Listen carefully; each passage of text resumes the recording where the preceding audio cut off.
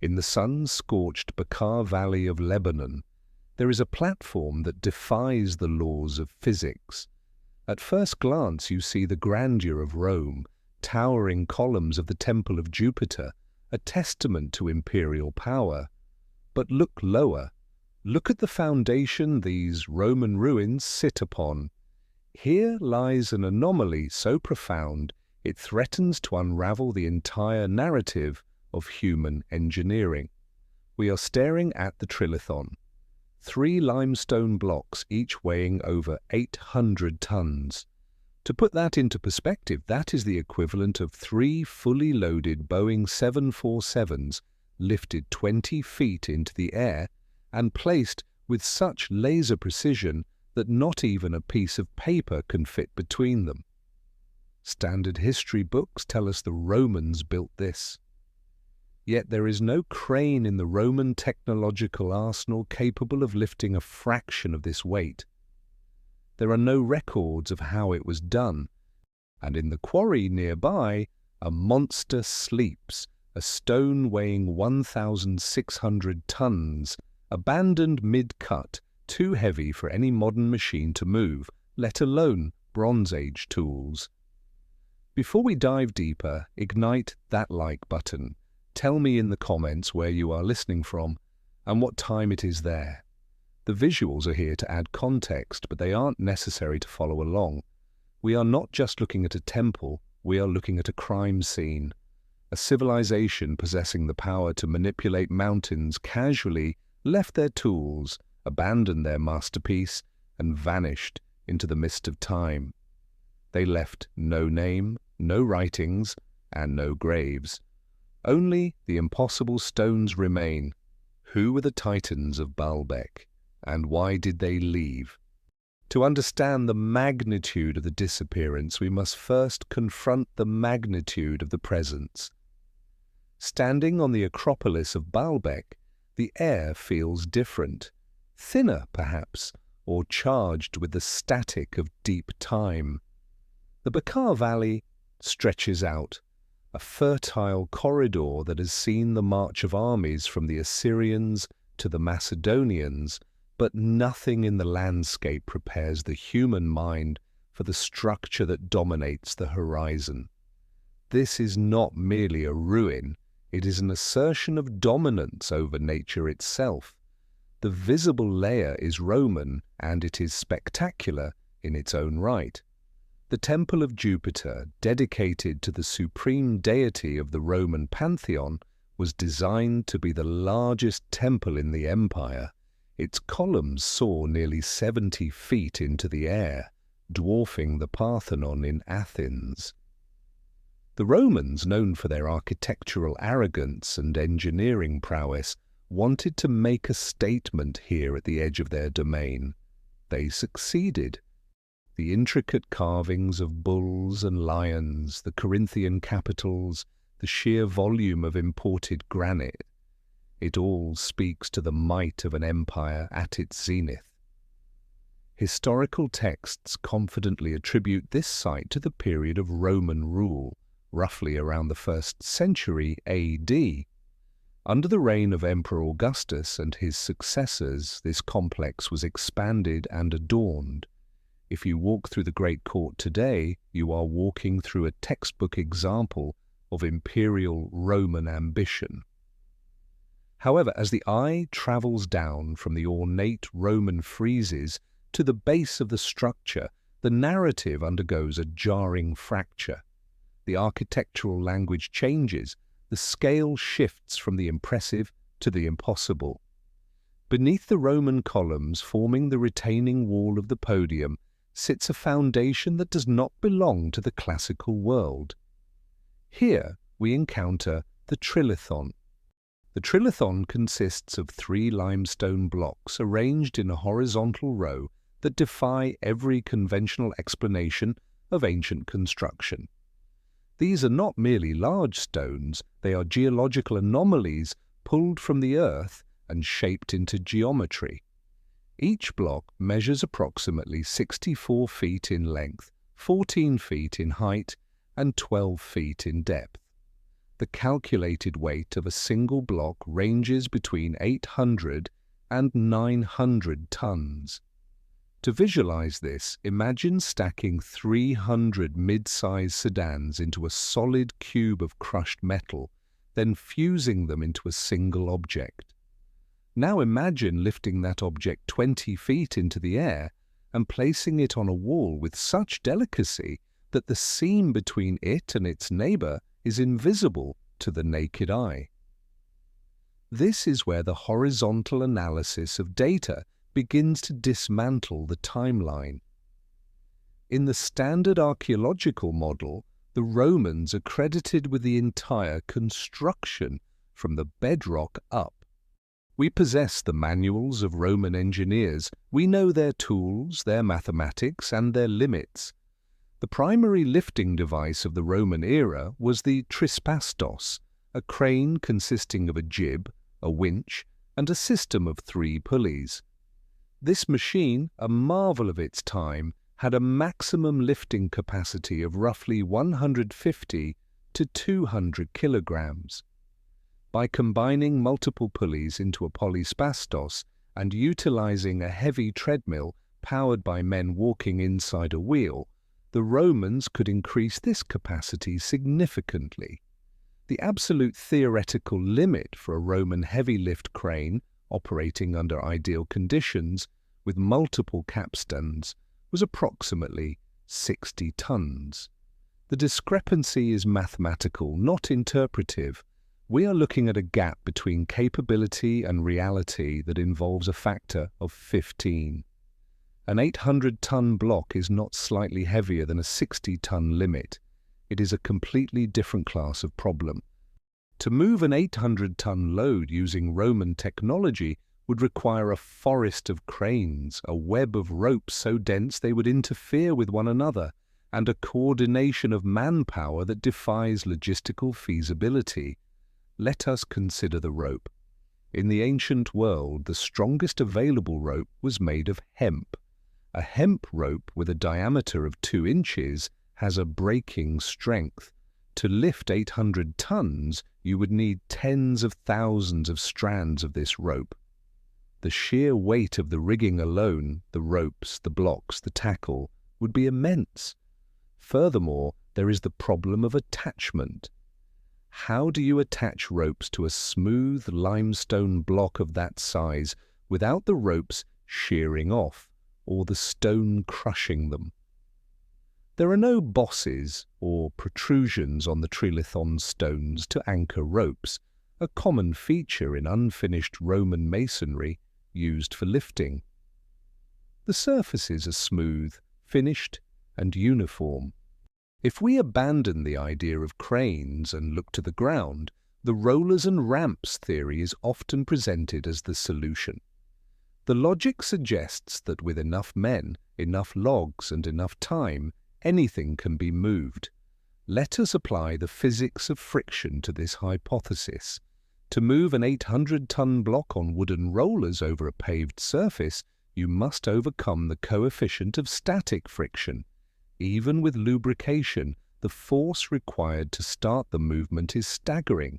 Estimates suggest it would require a workforce of 25,000 to 40,000 men harnessing their collective strength simultaneously. This brings us to the logistical anomaly of the site itself. Baalbek is situated in a valley, but the temple complex stands on a raised acropolis. The terrain is uneven, rocky, and constrained. Where do you place 40,000 men? The coordination of such a crowd requires a space equivalent to several football stadiums. If they are pulling on ropes, those ropes must be miles long. As the angle of the pull changes, the efficiency drops. If the ramp is too steep, gravity wins. If the ramp is shallow enough to be manageable, it would need to extend for miles, requiring a volume of earth and fill that would rival the construction of the temple itself. Yet there is no archaeological evidence of such a massive earthwork ramp ever existing at Baalbek. Furthermore, the structural integrity of the rollers becomes a critical point of failure.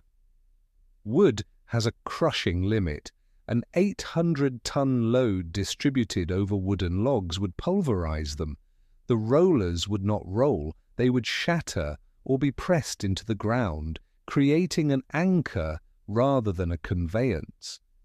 To avoid this, you would need tracks made of stone or hardwood, perfectly leveled, extending from the quarry to the site. No such tracks have been found. The precision of the placement adds another layer of complexity to the problem. These stones are not merely dumped into a pile, they are fitted. The joints between the Trilithon blocks are so tight that a razor blade cannot be inserted between them. This implies that the builders did not just drag the stone to the wall, they had the ability to maneuver it, to adjust it, to level it with millimeter accuracy. When you are dealing with 800 tons, you do not get a second chance. You cannot nudge the block if it is slightly off-center. The placement must be perfect on the first attempt. This level of control suggests a technology or a method of force application that is completely absent from the Roman historical record. There is also the matter of the foundation beneath the Trilithon. These massive blocks do not rest on bedrock. They rest on a layer of smaller yet still substantial stones. This creates a cushion, a buffer. But why? Roman engineering typically sought the bedrock for stability. Placing the heaviest stones in the world on top of a constructed layer implies a sophisticated understanding of load distribution and seismic activity. The builders knew that the bedrock might shift, so they built a floating foundation capable of absorbing the tremors of the earth. This is advanced geophysics applied to masonry, executed on a scale that makes modern heavy lifting look primitive.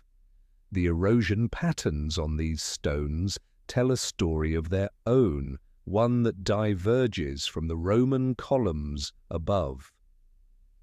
The limestone of the Trilithon displays a different weathering profile. The deep pitting, the rounding of the edges, and the specific type of wind and rain erosion suggest that these stones were exposed to the elements for a vast period before the Roman temple was constructed. While stone weathering is difficult to date with absolute precision, the visual disparity is striking. The Roman columns, though 2,000 years old, retain a sharpness in their fluting. The megaliths of the foundation look ancient, weary, as if they have weathered storms that the Romans never saw.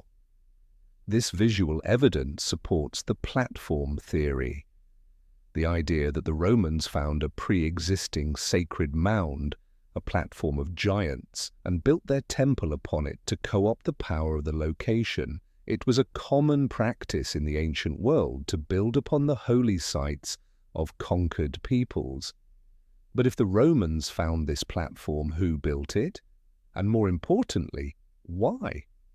Why use 800-ton stones when a 10-ton stone, which is already massive, would suffice?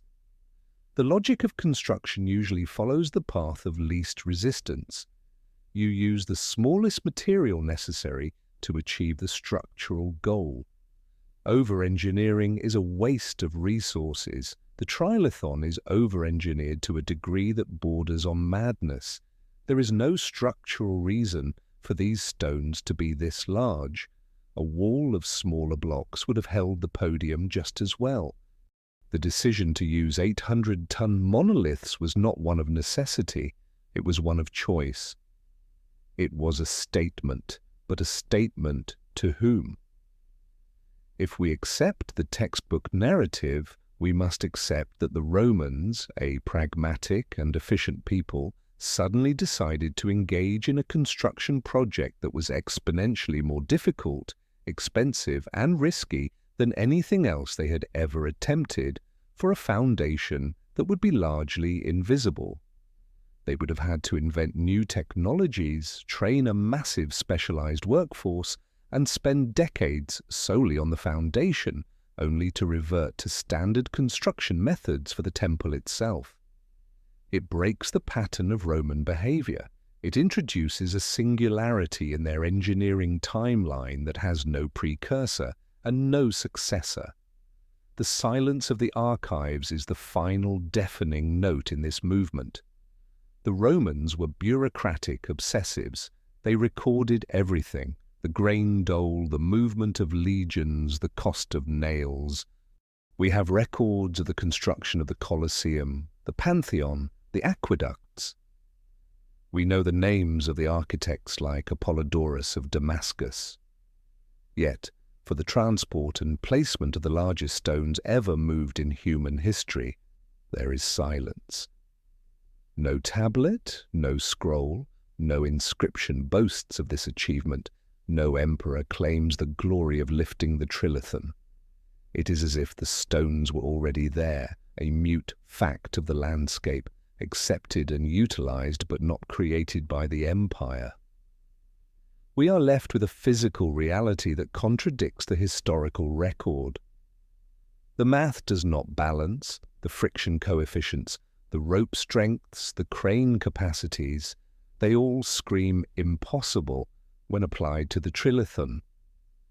We are forced to look beyond the accepted timeline to consider that the history of this site is not a straight line, but a palimpsest, a manuscript where a new story has been written over an older, far more mysterious text. If the stones at the temple are impossible, the source of these stones presents a challenge that is even more terrifying. We must turn our gaze away from the podium and look toward the south, to the womb of the rock, where the evidence of this lost capability lies not in what was finished, but in what was left behind. The true scale of the operation was not fully realized until we found what was sleeping in the quarry. A short distance from the temple complex, roughly half a mile to the southwest, lies the womb of the giants. This is the quarry of Sheikh Abdullah. If the Trilithon represents the impossible made manifest, this quarry represents the impossible in progress. Walking into this site feels less like entering an archaeological dig and more like stepping onto the factory floor of a race of titans. The air here is still, trapped between high walls of limestone, but the silence is deceptive. It masks a scream of ambition that echoes across millennia. For centuries, visitors have marveled at a single object here, the Hajar al-Hibla, or the stone of the pregnant woman. It is a limestone block of such staggering proportions that it became the subject of folklore long before it became a subject of science. Local legends whispered that it was moved by the touch of pregnant jinn, as no human force could budge it. Measured and analyzed, this block weighs approximately 1,000 tons. It is nearly 70 feet long, a single continuous piece of rock detached on 3 sides, waiting for a final push that never came. For generations of historians, this stone was the limit. It was cited as the ultimate example of Roman hubris, a project so ambitious that it failed. The narrative was tidy. The Romans tried to quarry a 1,000-ton block, realized it was too heavy to move, and abandoned it. It was a monument to a mistake. This explanation provided a comfortable ceiling for the technological anomalies of Baalbek. It suggested that while they could move 800 tons, the Trilithon, 1,000 tons was the breaking point where reality asserted itself. But in the summer of 2014, the ground beneath this comfortable theory was literally dug away. A team of archaeologists led by the intrepid Jeanine Abdulmasi began to excavate beneath and beside the stone of the pregnant woman. They were looking for the bedrock, searching for clues about the quarrying process. What they found shattered the ceiling of antiquity. Buried beneath the mistake, hidden by centuries of trash and soil, was another stone, and it was not smaller. It was not a practice run, it was a leviathan. This second monolith, now fully exposed, weighs an estimated 1,240 tons. It is grander, deeper, and more perfectly cut than the one above it. The implications were immediate and disturbing. You do not cut a 1,240-ton block if you have just failed to move a 1,000-ton block. The existence of the second stone proves that the first stone was not a failure of capability. It was merely a step in a process we do not understand. The excavation did not stop there. As the team pushed further, probing the geological layers, they uncovered a third monolith. This one, still largely embraced by the earth, is the true king of the quarry. Preliminary measurements suggest a weight of 1,650 tons. To visualize this, imagine a stack of massive SUVs reaching into the clouds, or a modern naval frigate compressed into a rectangle of rock. This is, without hyperbole, the largest man-made stone object ever discovered on Earth. The presence of the 1,650-ton monolith obliterates the Roman hubris theory. In engineering, you scale up only when you have mastered the previous level. You do not attempt a world record lift 3 times in a row if you haven't figured out how to move the first one. The progression from 800 tons, Trilithon, to 1,000, then 1,200, and finally 1,650 tons indicates a trajectory of confidence. The builders were not experimenting, they were manufacturing. They had a plan for these stones, they intended to move them, and that intent implies a technology or a method of transport that renders our current understanding of ancient mechanics obsolete. Let us examine the physics of the quarry itself. The orientation of these stones is perplexing. The stone of the pregnant woman points uphill.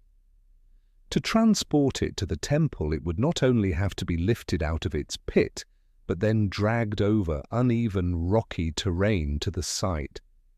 The standard academic explanation involves wooden rollers and capstans. However, the geology of the stone argues against this. Limestone, while durable, is brittle under point loading. A 1,650-ton block resting on wooden rollers would crush the fibers of the wood instantly. If you replace wood with stone tracks, the friction generated by the movement would create temperatures high enough to fuse materials together or shatter the rollers. We are talking about pressure per square inch that exceeds the tolerance of most natural materials available in the Bronze or Iron Ages. Furthermore, look closely at the trenches surrounding these monoliths. This is where the human element of the mystery becomes tactile. The trenches separating the blocks from the bedrock are incredibly narrow, in some places barely wide enough for a human being to squeeze through, let alone swing a pickaxe. How do you quarry a stone this size when you have no room to work? In traditional Roman quarrying, known as the trench technique, workers needed space to swing heavy iron picks to chip away the rock. They needed room for leverage. Yet the walls of these monoliths are smooth, almost vertical, and the space between the block and the parent rock is impossibly tight. It suggests a tool that does not require the arc of a swing. It suggests an instrument that cuts or abrades with direct, localized force, functioning more like a slicer than a hammer. The efficiency of the removal is startling. There is no wasted space. The rock was removed with a surgical precision that maximized the yield of the quarry.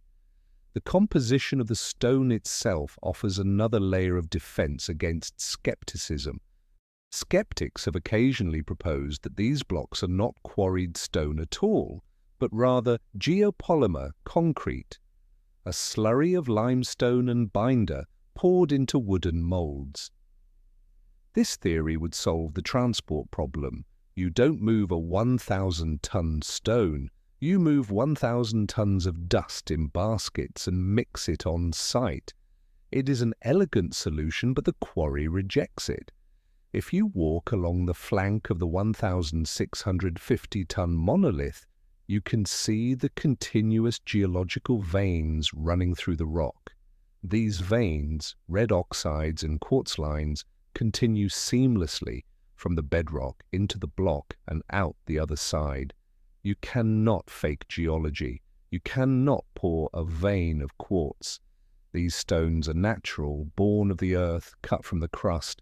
They are solid, defiant matter.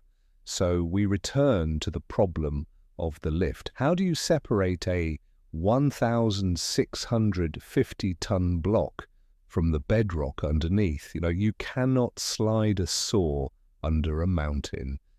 The traditional method involves undercutting, digging holes beneath the stone, inserting wooden beams, and then knocking out the remaining rock pillars.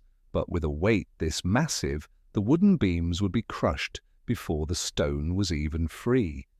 The keel of the stone, the spine that connects it to the earth, remains the most difficult engineering challenge. Some evidence suggests the builders intended to flip the stones or rotate them, but the sheer geometry makes this a nightmare.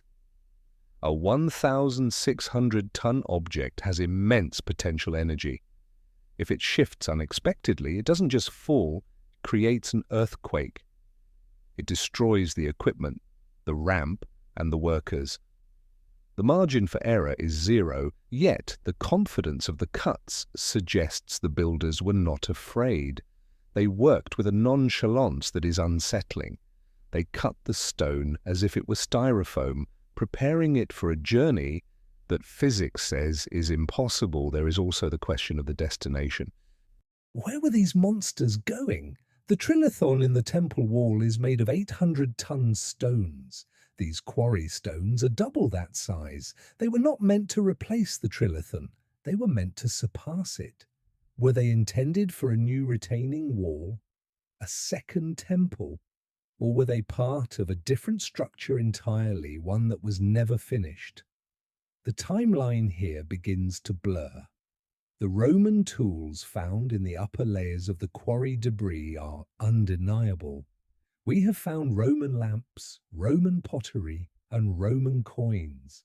But finding a Coke can in the Grand Canyon does not mean the Coca-Cola company carved the canyon. It only means they were there. The Romans certainly used this quarry. They cut columns and smaller blocks. But did they cut the giants? Or did they arrive, as we did, to find these leviathans already sleeping in the rock, half-finished monuments to a lost age? Did the Roman engineers look at the stone of the pregnant woman, calculate the weight, and shake their heads in disbelief, choosing instead to quarry around it? This brings us to the erosion gap visible on the quarry walls. The vertical faces of the trenches show specific weathering patterns. The deep vertical fissures caused by rain runoff over millennia are present on the walls of the monoliths. This suggests they sat exposed to the elements for a very long time before the modern era. If the Romans had cut them and immediately abandoned them, the erosion should be consistent with 2,000 years of exposure.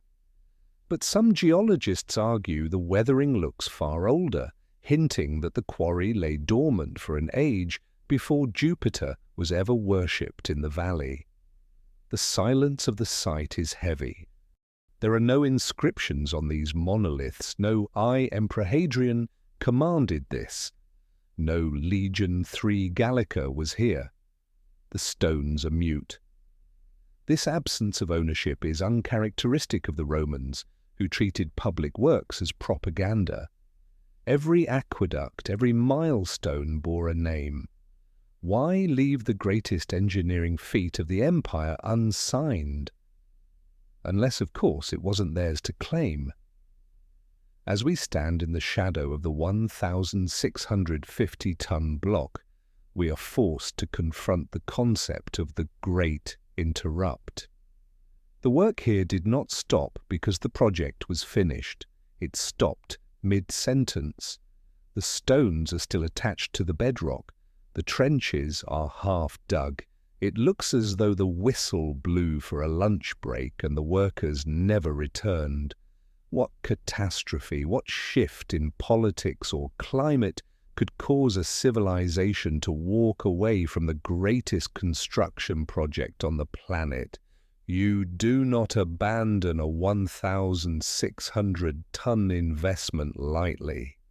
The resources committed to this quarry, the manpower, the food, the tools, would have been astronomical. To walk away is to admit total defeat or to suffer total annihilation.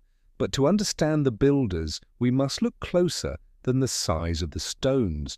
We must look at the surface. We must look at the fingerprint left by the tools themselves. Because when you press your face against the cold limestone of the quarry walls, you see something that shouldn't be there.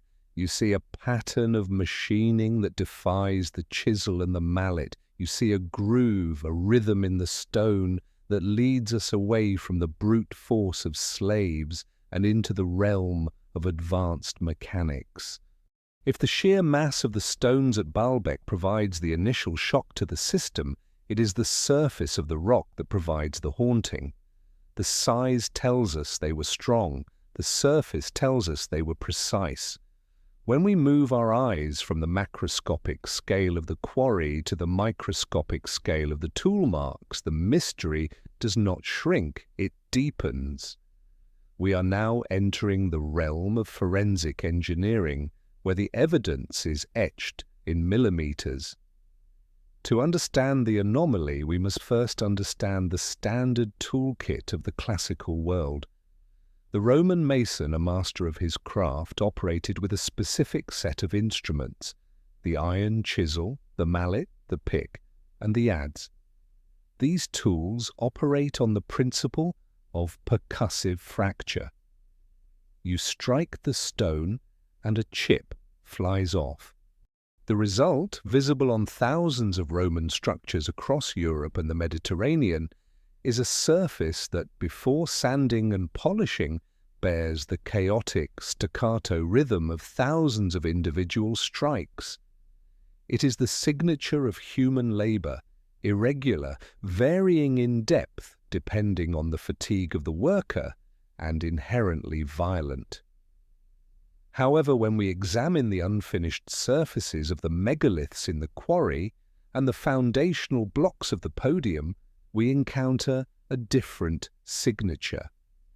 We see long parallel striations. We see curves that maintain a consistent radius over several meters. We see scoop marks that suggest the material was removed not by chipping, but by slicing. Imagine scooping a spoon through a tub of hard ice cream. The result is a smooth, concave groove with parallel ridges on the sides. This is the visual texture found on some of the deepest layers of Baalbek.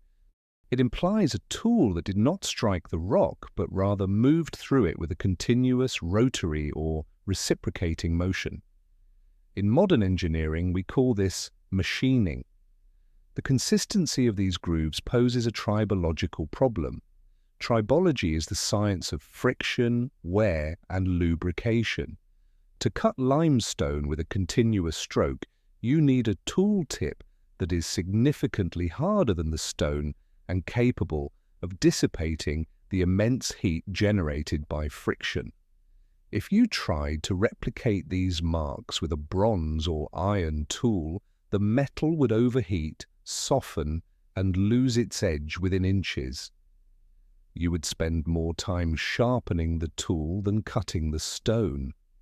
Yet the marks at Baalbek often run for feet without a break, without a change in depth, suggesting a tool that held its edge perfectly against thousands of tons of rock.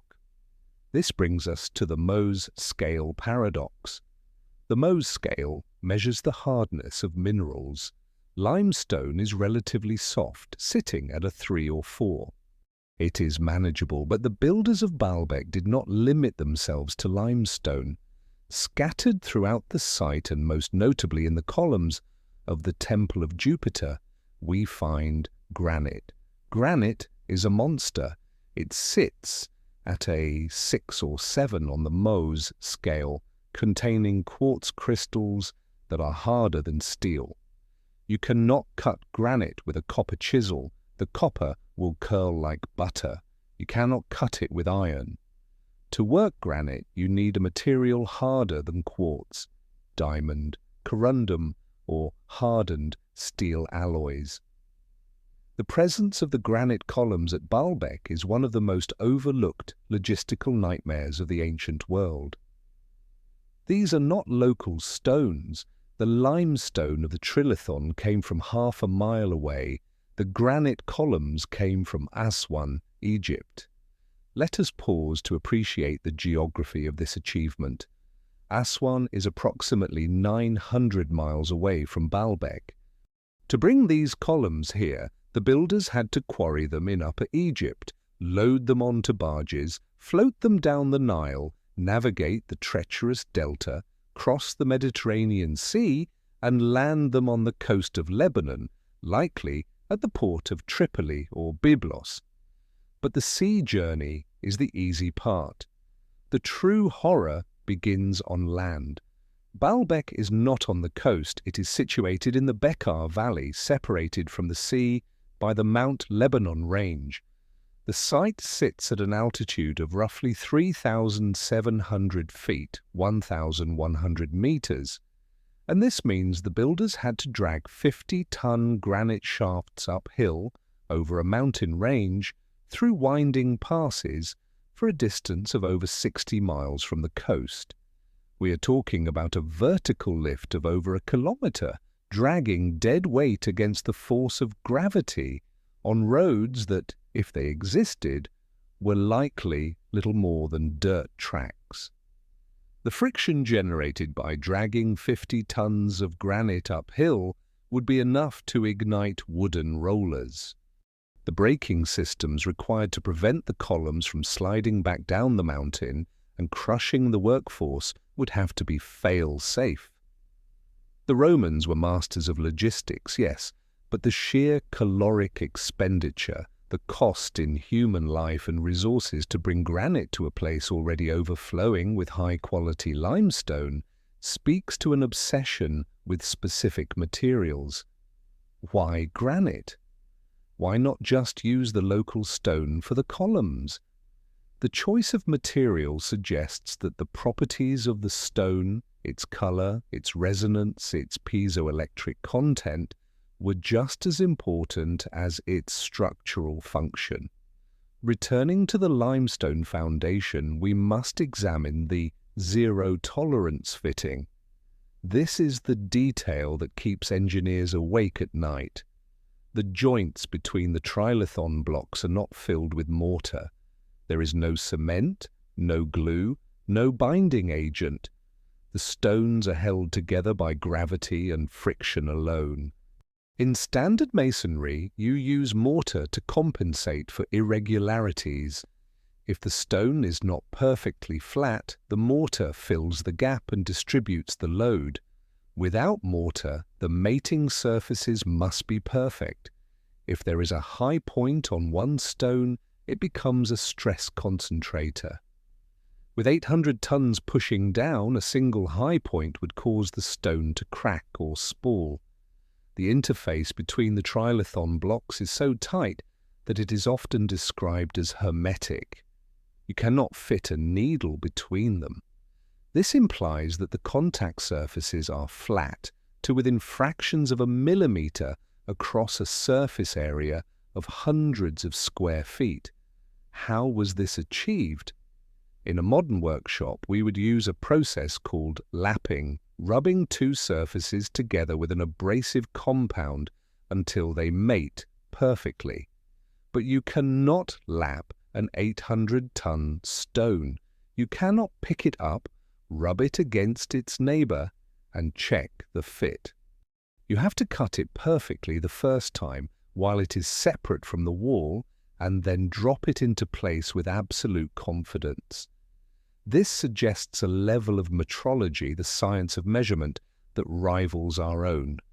The builders must have had a way to map the surface of the standing stone and replicate that geometry onto the face of the new stone before lifting it. Did they have a template system? A 3D mapping technique using frames and plumb bobs? Or did they have a tool that could slice the stone in situ, cutting through the joint to create a perfect match, a technique known as kerfless cutting? We see echoes of this precision in the nubs or bosses found on some of the blocks. These are square or rectangular protrusions left on the face of the finished stone. The conventional explanation is that these were lifting bosses, points where ropes could be anchored. Once the stone was placed, the bosses were meant to be chiseled off, but for some reason they were left behind. This theory holds water for smaller stones, but we find these nubs on stones that are far too heavy to be lifted by such small protrusions. If you tried to lift a 100-ton block by tying ropes to a 12-inch nub, the shear force would snap the nub instantly. They are structurally inadequate for lifting. Furthermore, the nubs are often arranged in patterns that do not correlate with the center of gravity. They are sometimes found on the bottom of stones, where they would interfere with placement. This has led to alternative hypotheses. Were they reference points, a grid system used by the surveyors to align the structure? Or, venturing into the realm of speculative physics, could they be related to the acoustic properties of the structure? The concept of resonance is not alien to ancient architecture. We know that Greek amphitheatres were tuned to amplify the human voice. Is it possible that the specific dimensions of the blocks, combined with the crystalline properties of the granite and the density of the limestone, were designed to manipulate sound or vibration? When you strike one of the high-quality granite columns, it rings like a bell. It does not thud, it sings. This is due to the high quartz content and the lack of internal fractures. The entire complex of Baalbek, with its massive platforms and towering columns, resembles a giant instrument. Whether this was intentional or a byproduct of the materials is a question that stone cannot answer, but the physics are undeniable. Let us look at the keystones in the podium wall. We see blocks cut not in squares but in polygonal shapes. This is a technique famously seen in Cusco and Sacsayhuaman in Peru, but it exists here too. A stone will have multiple angles interlocking with the stones around it like a 3D puzzle. This is the anti-seismic signature. In an earthquake, a wall made of square blocks tends to shear. The energy travels in a straight line, finding the weak horizontal joints. A polygonal wall, however, has no straight lines of weakness. When the ground shakes, the stones move together, lock deeper into each other, and then settle back into place. It is a brilliant, self-healing design. The fact that we see this specific, highly advanced anti-seismic technique in Lebanon, thousands of miles from Peru, raises the question of a global master builder. We are not suggesting that the Incas built Baalbek or vice versa. We are suggesting that at some point in deep history, there was a shared understanding of physics and geology, a universal standard of megalithic construction that prioritized longevity above all else. The Romans built for the empire. They built with concrete, brick, and veneer. Their structures were meant to be impressive, quick to erect, and functional. They were the masters of the good enough. The foundation builders of Baalbek, however, built for eternity. They did not care about speed. They did not care about cost. They cared about creating a structure that would survive the end of the world. And in a way, they succeeded. The Roman temples have fallen. The roofs are gone. The statues are shattered. The empire is dust. But the Trilithon stands. The foundation has not moved an inch. As we run our hands over the cold, unnatural smoothness of these joints, we are forced to discard the image of thousands of slaves dragging rocks under the whip. That method produces rubble and sweat. It does not produce this kind of cold, mathematical perfection. The evidence points to a small, highly skilled workforce operating with tools that amplified their intent. But if they had such tools, drills that could core granite, saws that could slice limestone like cheese, lifting technology that negated gravity, where did those tools go? We find the stones, but we never find the machines. This absence is the negative space of the mystery. Usually, when a civilization collapses, they leave their trash. We find broken pots, rusted swords, lost coins. At Baalbek, regarding the megalithic phase, we find the product, but not the process. It is as if the builders packed up their high-tech kit and left, leaving only the raw, undeniable result of their presence. Or perhaps the tools were not made of metal. Perhaps they were not machines in the way we understand them. There is one final piece of physical evidence that disrupts the timeline even further. It is not on the stones, it is under them. In the disturbed earth around the foundations, deeper than the Roman layer, archaeologists have found traces of vitrification, sand and soil fused into glass by intense heat. This is not the heat of a cooking fire. This is not the heat of a pottery kiln. To turn soil into glass requires temperatures in excess of 1,600 degrees Celsius. It requires a flash event, a momentary burst of thermal energy that scorched the earth before the stones were even fully set. What happened here? What kind of event leaves a heat signature that rivals a nuclear flash? The stones of Baalbek are not just a foundation for a temple, they are a tombstone for an era that ended in fire. As we step back from the wall, the question shifts from how did they build it to why did they stop? The answer may lie not in the stones themselves, but in the empty spaces of the landscape and the silent, encoded warnings left in the architecture of the survivors. We have weighed the stones and we have touched the surfaces. Now we must step back and observe the collision. Baalbek is not a singular architectural thought. It is a violent argument between two eras frozen in rock. To the untrained eye, the complex appears as a ruin of the Roman Empire, a cohesive whole broken by time. But to the forensic observer, the site reveals itself as a patchwork, a parasitic structure where a younger civilization grafted itself onto the bones of an older, dead titan. This is the architectural schism. The most damning evidence of this duality lies in the erosion gap. Stone creates a calendar of its own. It records the passage of time through wear, weathering, and oxidation. When two stones of the same geological composition are placed side by side, exposed to the same wind, rain, and sun, they should age at the same rate. At Baalbek, however, the timeline etched into the walls is fractured. Walk to the outer wall of the podium. Look at the massive megalithic blocks that form the base. The limestone here is deeply pitted. The edges, once razor-sharp, have been rounded by what geologists call aeolian erosion, the slow sanding down of rock by wind-blown particles over millennia. The vertical surfaces are scarred with deep runnels, channels carved by thousands of years of rainwater cascading down the face of the stone. This kind of weathering on hard limestone does not happen in a few centuries. It requires an epoch. Now look immediately above these weathered giants. The Roman masonry begins.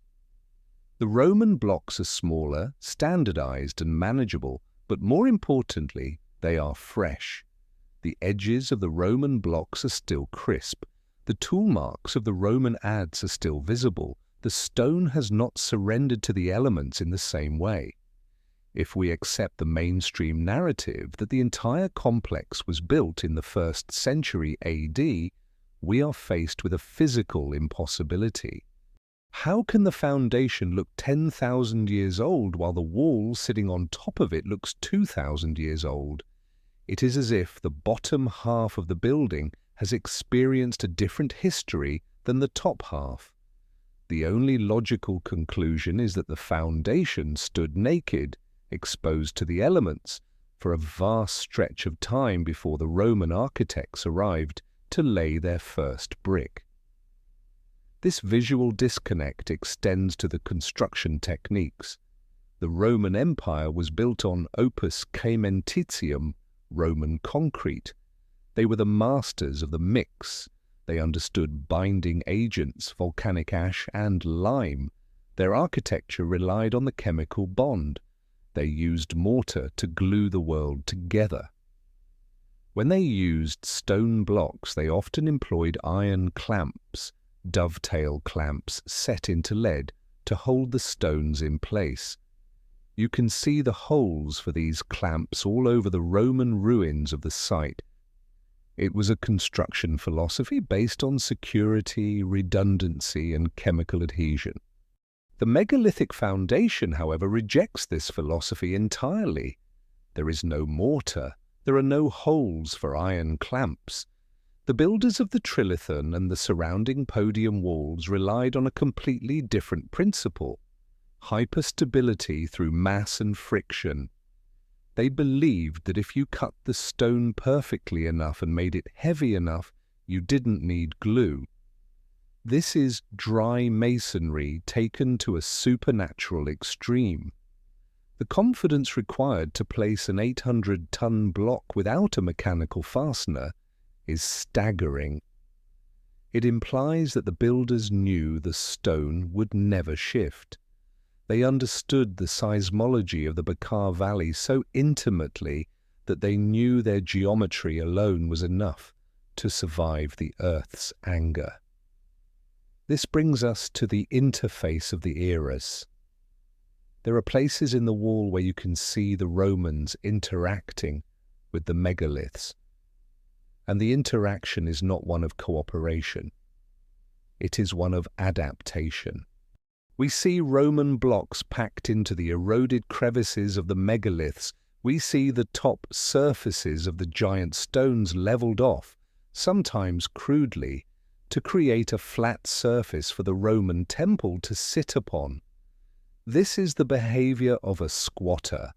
When you build a house on an existing ruin, you don't replace the foundation, you build on top of it, you patch the holes, you adapt your bricks to the giant anomalies you cannot move. The Roman layer sits on the megalithic layer like a shanty town built on top of a skyscraper. It is impressive in its own right, but it lacks the fundamental comprehension of the structure below it. The Romans clearly viewed the platform as a sacred mound, a temenos of immense power. But did they know who built it, or did they, like us, stand in awe of the Cyclopean walls and attribute them to the gods? The fact that they built the temple of Jupiter, their greatest god, directly over the Trilithon suggests they were trying to tap into the energy of the site. They were capping the battery. Let us examine the keystone anomaly. In the megalithic sections of the wall, we see a technique that appears in only a few other places on Earth: Peru, Egypt, and Easter Island. We see stones that are not rectangular. They are polygonal. They have 5, 6, or even 7 sides. They are cut with re-entrant angles, corners that turn inward. In standard masonry, you avoid re-entrant angles because they are weak points. It is hard to cut an L-shaped block without breaking it. Yet the Baalbek builders frequently used L-shaped blocks to turn corners or to lock deeper into the wall. Why go through the trouble? The answer is seismic interlocking. A wall made of uniform rectangular bricks has continuous vertical joints, lines of cleavage. If the ground ripples, the wall splits along these lines. A polygonal wall has no straight lines. It functions like a jigsaw puzzle. When the energy of an earthquake hits it, the stones cannot slide past each other. They lock. The wall dances, dissipates the energy, and settles back into place. The Romans did not build like this. They built rigid structures that often cracked or collapsed during tremors. The presence of this advanced anti-seismic geometry in the foundation layer is a technological fingerprint. It identifies a builder who was thinking in geological time, not imperial time. The Romans built for the glory of the emperor, a glory that might last a few centuries. The Titans built for the survival of the species, a survival measured in millennia. We must also consider the negative space of the construction site, the debris. Quarrying and dressing stone is a messy business. For every ton of finished stone, there is usually a ton of chips, dust, and waste rock. If the Romans had cut and dressed the Trilithon stones on site, the surrounding area should be buried under mountains of limestone chips. Excavations have revealed Roman debris, certainly, but the volume of waste material corresponding to the dressing of the megaliths is missing. The soil strata around the base do not show the massive accumulation of working chips that should be there if the stones were shaped in situ during the Roman era. This suggests two possibilities. Either the site was meticulously cleaned, an unlikely expenditure of labor for a foundation, or the dressing of the stones happened so long ago that the debris has been eroded, buried, or scattered by geological processes before the Romans even arrived. The aesthetic dissonance is the final psychological clue. Roman architecture is loud. It is covered in inscriptions, friezes, cornices, and decorations. It screams for attention. Look at me, it says. I am Rome. The megalithic architecture is silent. There are no carvings on the Trilithon, no decorative borders, no ego. It is purely functional, brutal, and elemental. This difference in style represents a difference in consciousness. The Roman builder was an artist and a propagandist. The megalithic builder was a mathematician and a physicist. They did not need to decorate the stone because the stone itself was the statement. The perfection of the joint was the art. There is a section of the wall where this contrast becomes almost comical. To extend the podium, the Romans built a retaining wall using large stones by their standards, blocks weighing perhaps 2 to 4 tons. They stacked them loosely, filled the gaps with rubble and mortar, and built a functional extension. Compared to the monolithic wall it connects to, it looks like a child's toy block set next to a bank vault. The decline in capability is vertical and immediate. We are not looking at the evolution of technology, we are looking at the devolution of it. Survivorship bias warns us to only look at what remains. But here, what remains tells us what was lost. The Romans had iron, cranes, pulleys, and legions, and yet they could not replicate the work of their predecessors. They could not extend the Trilithon, they could only build on it. This leads us to a disturbing realization. We often view history as a slow, steady climb from primitivism to sophistication. We assume that we are smarter than our ancestors and that they were smarter than the cavemen. But Baalbek suggests a staircase that goes down, not up. It suggests that at some point in the distant past, humanity, or someone else, possessed a capacity for engineering that was lost, forgotten, or wiped out. The Roman temple is a tombstone placed over a mystery. They used the site, they honored the site, but they did not understand the site.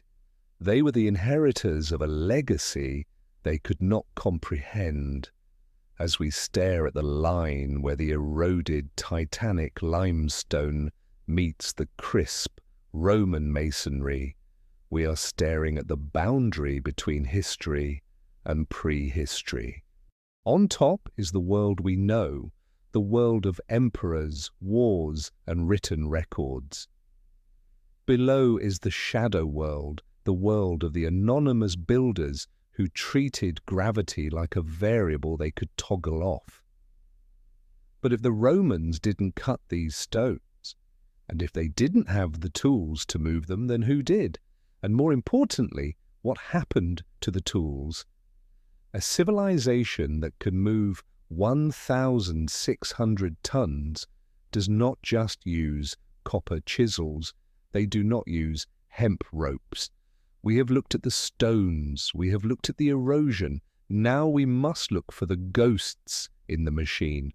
We must investigate the microscopic anomalies that suggest the presence of power tools in an age before electricity, because the marks on the stone are not just scratches, they are the signature of a saw that should not exist. We have the crime, but we are missing the weapon. In the annals of detective work, this is the most frustrating of all scenarios. We stand before the Trilithon, we walk the floor of the quarry, and we touch the impossible smoothness of the granite columns. But when we look into the archaeological record for the tool that created them, we find a void. This is the paradox of the missing industry.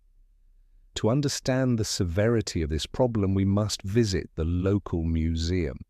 We must look at what the textbooks claim were the tools of the trade.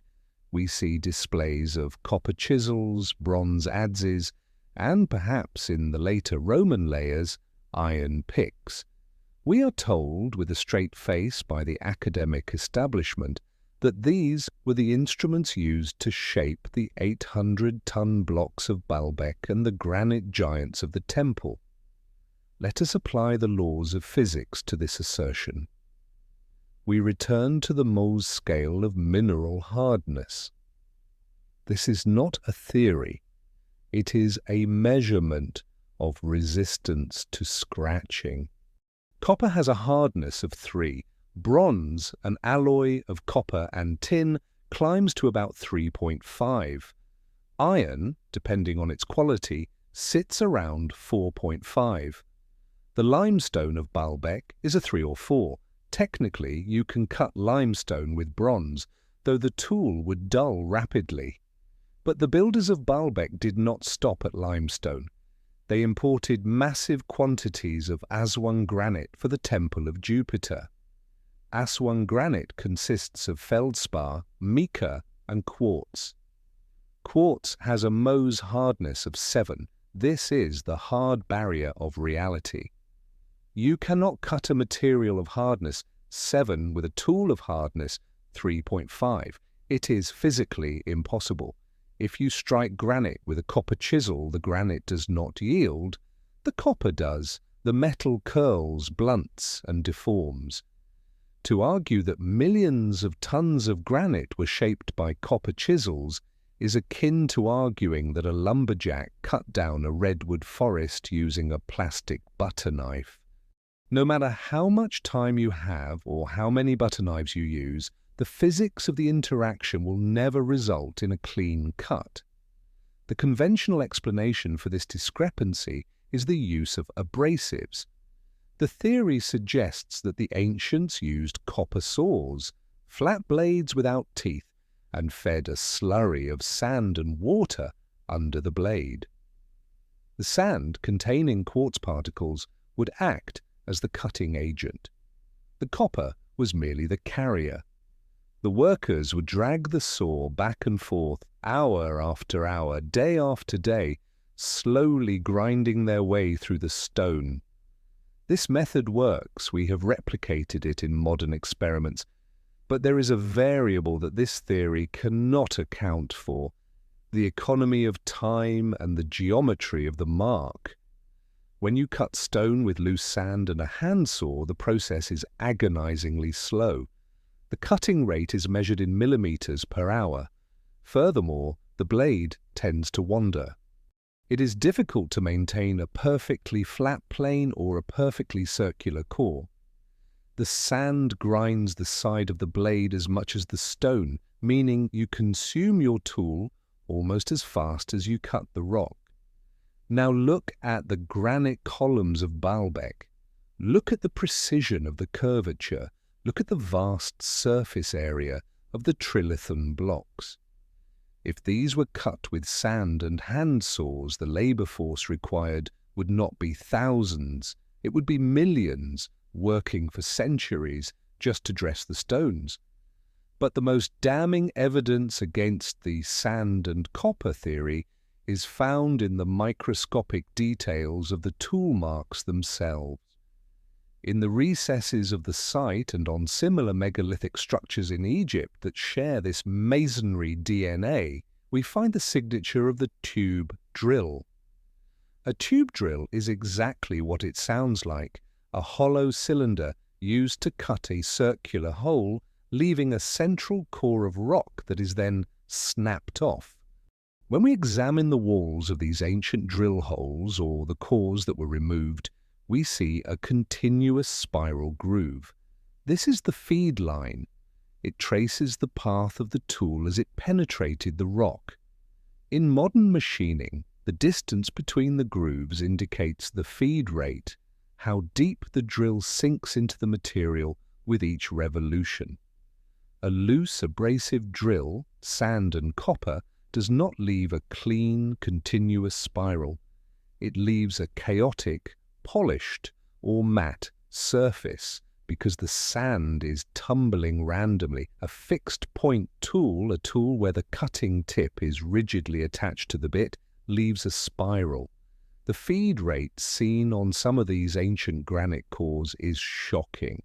In some cases, the groove indicates that the drill sank 2 to 3 millimeters into the granite with a single turn. To put this in perspective, modern diamond-tipped heavy-duty drills spinning at high RPMs typically achieve a feed rate of fractions of a millimeter per revolution in granite. To sink 2 millimeters into granite in one turn requires a vertical pressure of thousands of pounds. It implies a tool that is not scraping the rock but ploughing through it. It suggests a cutting tip that is infinitely harder than quartz, perhaps diamond, or a lost alloy of incredible resilience. And it suggests a power source capable of delivering consistent, high-torque rotation. A human being using a bow drill cannot generate this kind of pressure or consistency. A human arm tires, a human hand wobbles. The machine does not. We also see evidence of circular saws. On some of the basalt and granite paving stones associated with the pre-Roman layers, there are saw marks that show the curvature of a massive blade. By calculating the arc of the cut, engineers have estimated the diameter of these saws. Some appear to have been over 6 feet in diameter. Imagine a circular saw blade 6 feet across, spinning with enough velocity to slice through basalt. The gyroscopic forces alone would be immense. The mechanism to hold such a blade, to power it and to keep it stable, requires a rigid frame, a machine tool. You cannot hold a 6-foot spinning blade in your hands.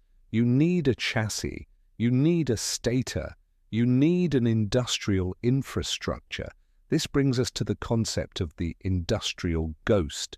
If these tools existed, giant saws, high-pressure tube drills, lathe-like mechanisms for turning the columns, where are they? Tools are valuable. In any society, a high-tech tool is a prized possession. It is repaired, reused, and eventually recycled. Metal is melted down. This is the recycling trap of archaeology. We might not find the tools because they were too valuable to be left behind. However, we should find the support structure. A civilization that uses giant power tools needs a supply chain. They need factories to make the blades. They need fuel to run the machines. They need lubricants. They need a standardized system of measurement. You cannot build a machine with rule of thumb measurements. You need tolerances. At Baalbek, we see the product of this industry, the stones, but we see no trace of the factories. We see no slag heaps from the massive foundries that would be required to cast these saws. We see no power plants. It is as if the tools were brought from somewhere else, used for the job, and then taken away. Or, more unsettlingly, the tools operated on a principle of physics we have not yet identified, one that does not require massive industrial plants. Could the tools have been sonic? We touched briefly on the acoustic properties of the granite. There are theories often dismissed by the mainstream but persistent in the engineering underground that sound, focused vibration, can be used to destabilize the molecular bonds of stone. In a laboratory setting, we can use ultrasonic machining to drill holes in hard materials. The tool vibrates thousands of times per second, turning the material into dust. This method leaves a surface that is smooth, precise, and free of the violent cracking caused by percussive tools. The surfaces at Baalbek fit this description.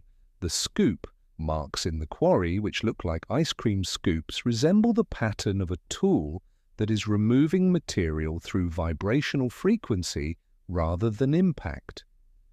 If the builders had a technology that could soften or disintegrate rock using sound or directed energy, it would explain the lack of metal debris. It would explain the lack of giant iron saws. The tool might have been a small, handheld device that focused energy rather than a giant mechanical saw.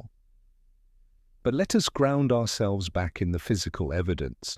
Whether the tools were mechanical or sonic, they required a mental blueprint that was vastly superior to the Roman mindset. The Roman approach to stone was force against resistance. They fought the stone. The Baalbek approach was mastery over matter. They treated the stone with a familiarity that suggests it was not an obstacle, but a medium. Consider the leveling of the Great Court. The entire platform of Baalbek is artificially leveled. To achieve this over such a vast area, carving into the solid bedrock requires a surveying technology of laser-like precision. If you are off by half a degree at one end, you are off by feet at the other. The floor of the temple complex is flat, not eyeballed flat, mathematically flat. How did they achieve this without optical equipment? Did they use water levels? Possibly. But the scale of the operation suggests a speed and efficiency that water levels do not provide, and then there is the overcut. In some of the corners of the megalithic stones, we see a tiny mistake that reveals a massive truth. Sometimes a saw cut goes slightly too deep. It cuts past the intended corner.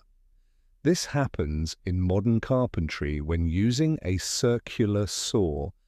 The blade is round, so to cut all the way through the material at the bottom, the top of the blade must travel further, cutting into the wood behind the line. We see this exact kerf mark in the stone at Baalbek. A handsaw does not make this mistake. With a handsaw, you stop exactly where you want to.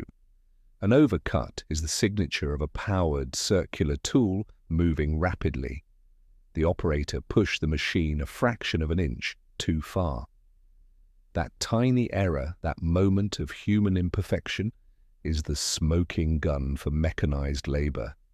It proves that the cutting action was driven by a momentum that was difficult to stop instantly. The sheer volume of rock removed from the quarry is the final logistical hurdle. We are talking about millions of cubic feet of limestone.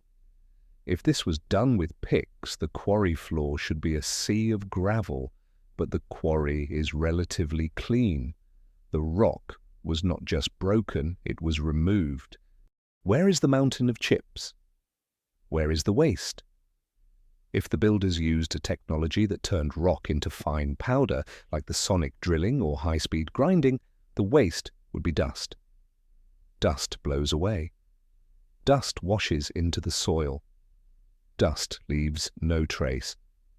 The absence of large debris fields supports the idea of a reduction technology rather than a fracture technology. We are building a profile of the suspect. The builder of Baalbek was not a brute with a hammer. He was an engineer with a device that could slice granite, lift 1,000 tons, and level a mountain. He worked with a speed and confidence that suggests this was not a religious ritual, but an industrial operation. But the most chilling aspect of the tool marks is not their sophistication, it is their sudden cessation. In the quarry, on the side of the 1,650-ton stone, the cuts stop. They do not fade out. They do not show signs of a slow decline in quality. They just stop. The line is drawn and then nothing. The tool was lifted, the machine was powered down, and the operator walked away. But this brings us to the precipice of the great abandonment. We have established that they had the power of gods.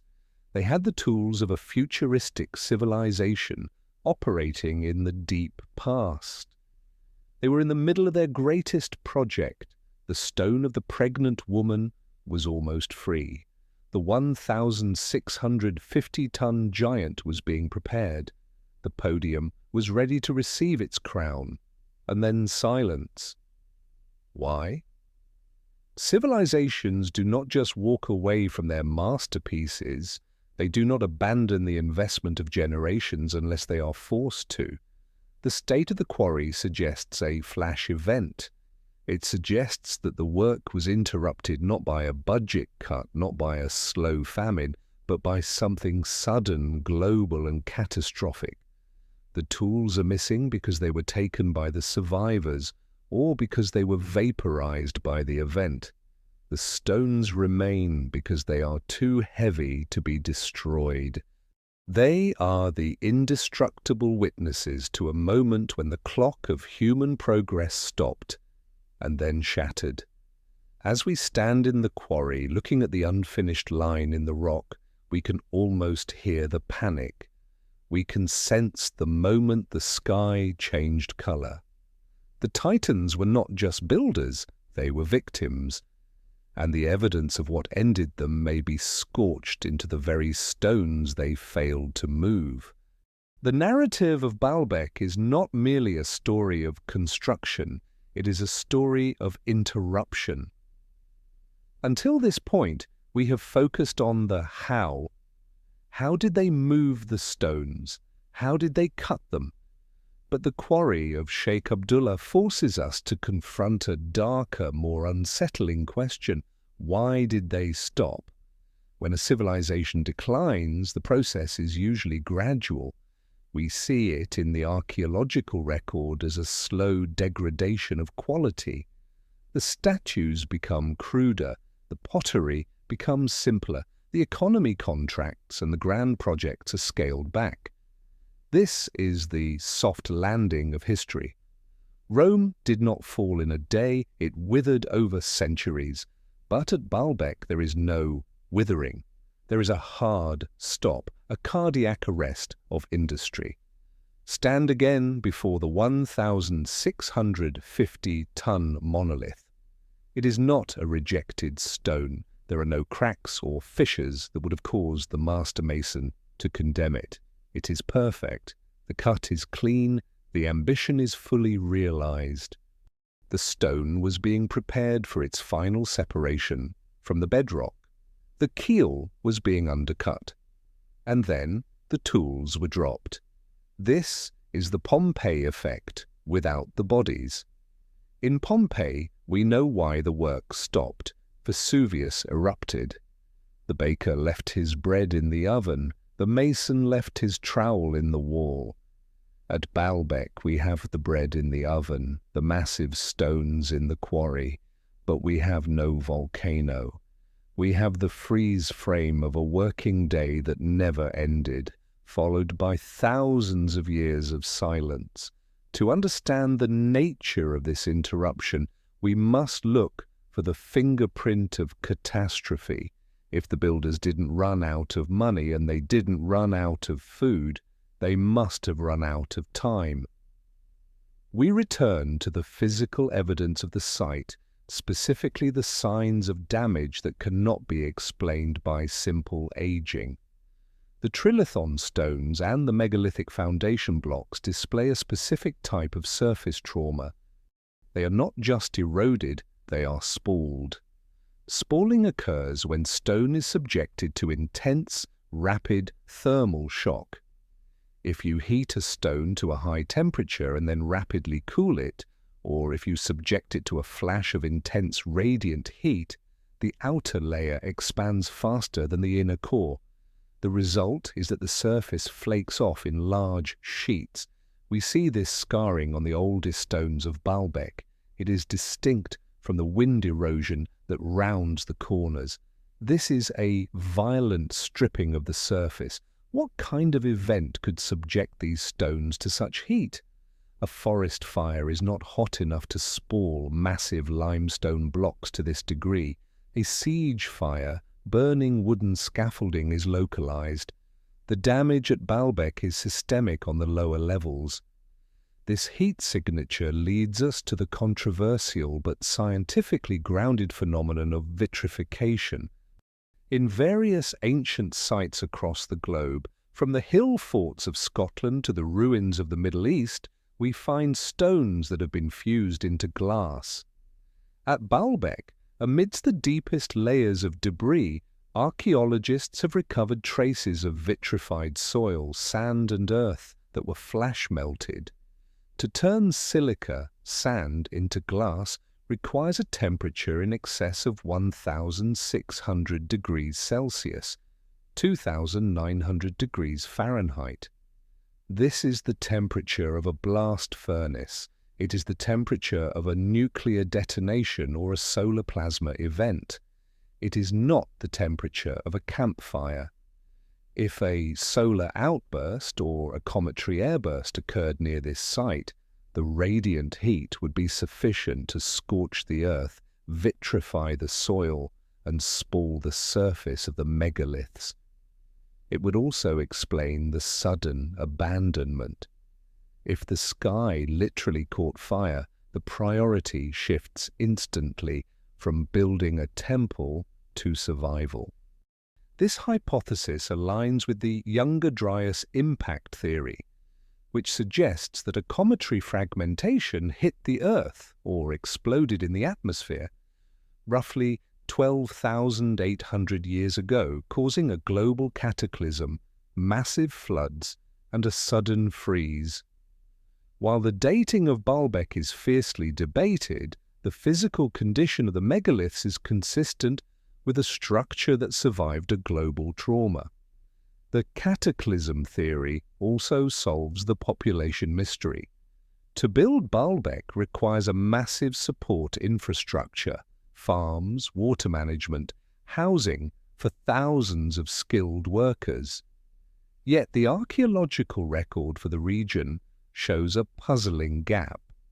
We do not find the massive cities that should accompany such a massive temple.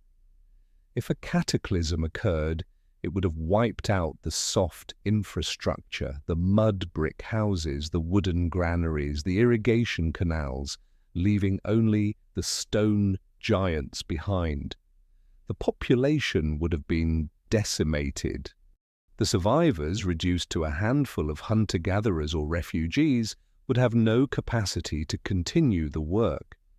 They would look at the 1,650-ton stone not as a project to be finished, but as a relic of a golden age that had just been extinguished. This creates a terrifying image of the quarry. Imagine the moment the work stopped. The dust was still in the air. The sound of the grinding machines was the rhythm of the valley. And then, a light brighter than the sun, a shock wave, or a darkness that lasted for years. The workers fled. The machines were abandoned to rust or rot. The stone remained, tethered to the earth, a monument to an interrupted dream. The Romans, arriving thousands of years later, would have found a post-apocalyptic landscape. They would have found the platform, spalled, weathered, but still standing, defiant against the destruction. They would have found the quarry with its sleeping giants. To the Romans, this was not a construction site, it was a cemetery of gods. This explains their reverence. You do not treat a construction site with religious awe, you treat a ruin with awe. They built their temple of Jupiter on top of the Trilithon because they believed the foundation was antediluvian, from before the flood, from before the fall. They were building on the bones of the Titans to legitimize their own empire. There is another piece of evidence that suggests the original project was never completed: the unfinished wall. The Trilithon forms a U shape around the western side of the podium, but the plan clearly implies that this wall was meant to continue. The megalithic fortification simply ends. The Romans filled the rest of the perimeter with their smaller stones. Why build a fortress wall that only covers 3 sides? It makes no military sense. It makes no structural sense, lest the builders were stopped before they could turn the corner. The Trilithon is not a finished masterpiece. It is a fragment of a much larger intended design that was cut short. We must also consider the displacement of some of the blocks. While the Trilithon is perfect, other megalithic stones in the vicinity show signs of having been shifted by a force that exceeds human capability. We find massive blocks that have been dislodged from their original alignment. Earthquakes in the Bekaa Valley are common, but to shift a 500-ton block requires a seismic event of apocalyptic magnitude. It implies an earthquake that would have flattened every other structure in the region. The fact that the megalithic foundation survived, albeit shifted, is a testament to its engineering. The interlocking polygonal joints did their job. They moved, they absorbed the energy, and they held the platform together. However, the violence of the shift suggests that the interrupt event was not just thermal, it was kinetic. The earth shook with a violence we can scarcely imagine. This reinforces the cometary impact theory, a double punch of shockwave and heat. Let us look at the top-heavy nature of the ruin. The Romans built high, tall columns, pediments, roofs. These collapsed. The ground is littered with the drums of Roman columns. But the megalithic base remains. This is a lesson in survivorship. The complex, as it stands today, is a diagram of resilience. The intricate, high-culture Roman layer failed. The brutal, elemental, megalithic layer survived. The disappearance of the master builders also explains the technological amnesia that followed. If the knowledge of how to move 1,000 tons was held by a specialized guild or a specific cast of engineers, and that group was wiped out in the catastrophe, the knowledge died with them. In the ancient world, knowledge was not stored on the internet or in libraries open to the public. It was oral, trade secret, and hermetic. If the guild of the stone was gathered at the quarry when the fire fell, the secret of anti-gravity, or whatever physics they utilized, was extinguished in a second. The survivors were left with the hardware, the stones, but without the software, the knowledge. Could look at the 1,650-ton block, but they couldn't move it. They reverted to dragging smaller stones, chipping away with copper and iron, mimicking the shapes, but failing the scale. This is why we see the devolution of technology. We are looking at a species trying to reboot itself after a system crash. The presence of the small stones packed into the gaps of the big stones is the physical manifestation of this amnesia. It is humanity saying, we don't know how to fix the big crack, so we will fill it with mud and small rocks. It is a poignant image of loss. Furthermore, the quarry offers a clue in its directionality. The stones were being moved towards the temple, but there are indications of stones that were being moved away or reorganized. Some researchers suggest that in the final days there was a frantic attempt to fortify or change the purpose of the site. Was the platform being repurposed as a shelter, a bunker? The sheer thickness of the retaining walls, tens of feet of solid rock, makes them virtually impervious to conventional weapons. Were the Titans building a sanctuary against a coming doom they had predicted? Did they race to finish the platform because they knew the sky was falling? If so, they failed. The stone of the pregnant woman never made it to the wall. The wall was never closed. The sanctuary was never sealed. The silence of the site is not just the absence of noise. It is the absence of a goodbye. There are no tablets lamenting the fall of Baalbek. There are no lamentations of describing the destruction. This suggests the end was total. There was no one left to write the elegy. We are left with the survivor bias of the stones themselves. They are the only witnesses, and what they tell us is that the timeline of human history is not a straight line of progress. It is a broken line. It is a graph that spikes to incredible heights of capability and then crashes to near zero. Baalbek is the peak of the graph before the crash. It represents a civilization that had mastered the macro physics of the world, mass, gravity, stone, and was then deleted.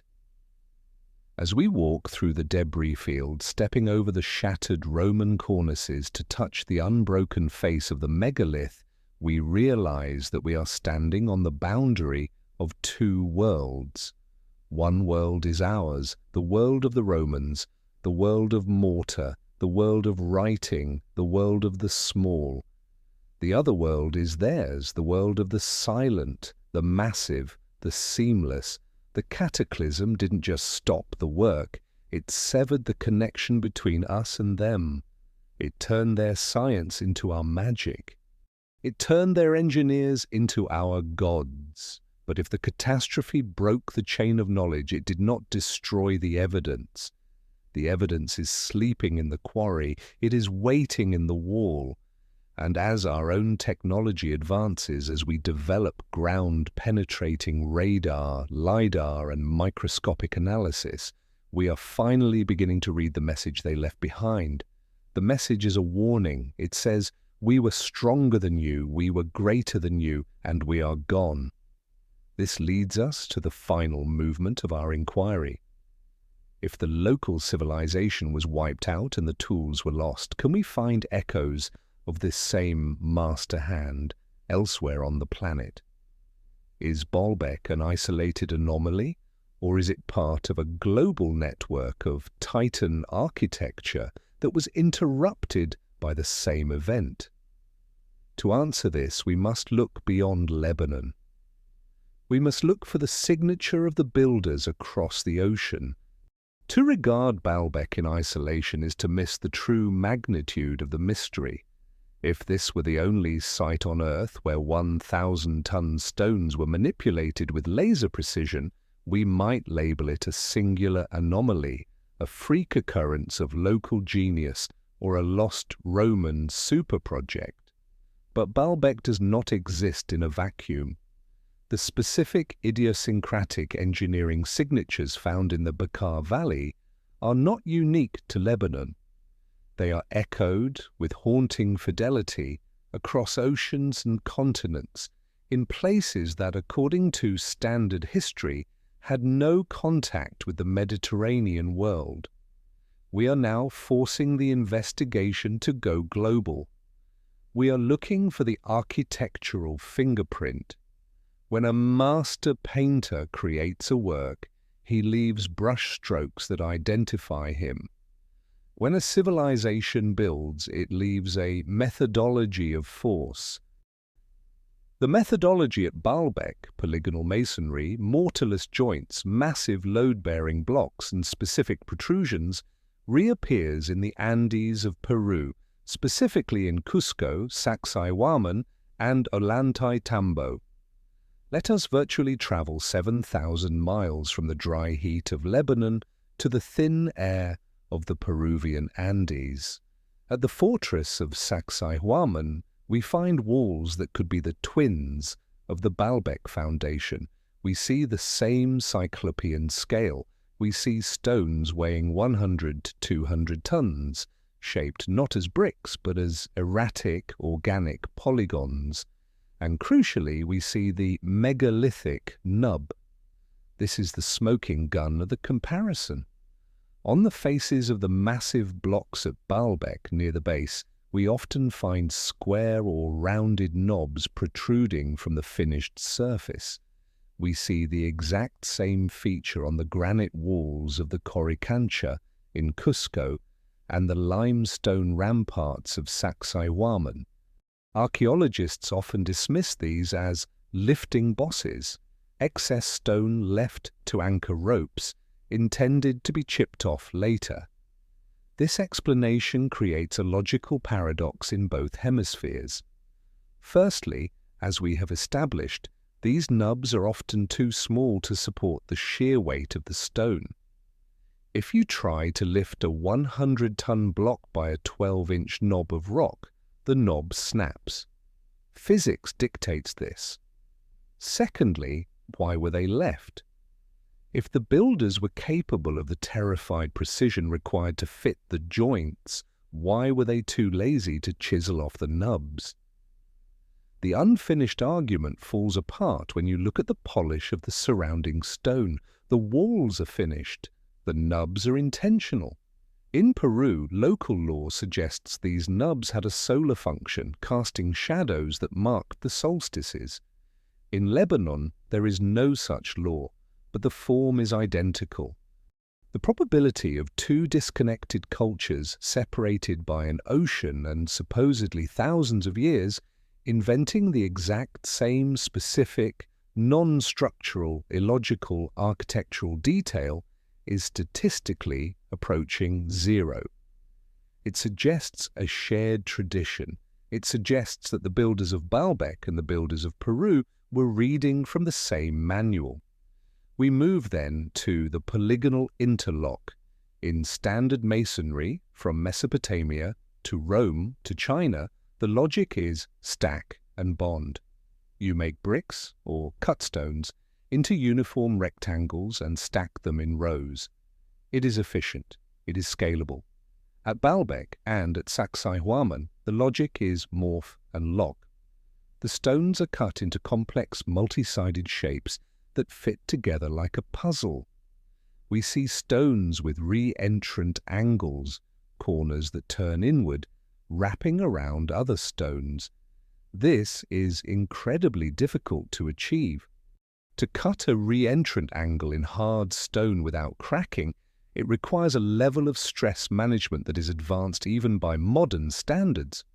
Why do it? The answer is seismic immunity. Both the Bekaa Valley and the Andes are earthquake zones.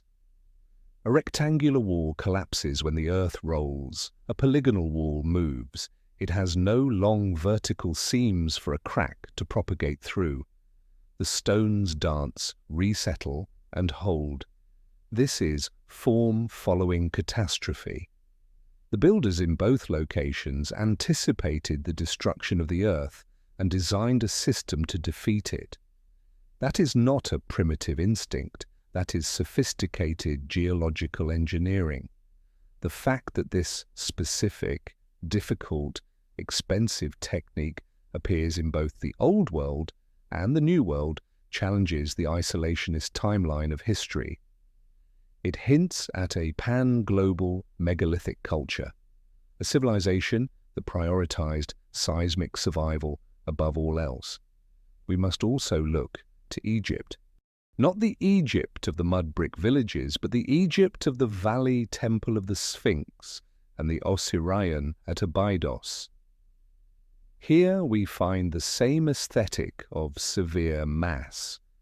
The Valley Temple is built of massive limestone core blocks faced with Aswan granite. The pillars are monolithic. There is no mortar. And, most strikingly, there are no inscriptions. The pharaohs covered every inch of their temples with hieroglyphs, boasting of their deeds. But the core megalithic structures of the Giza Plateau, the Sphinx Temple, the Valley Temple, are naked. They are silent. This mirrors the silence of the Baalbek foundation.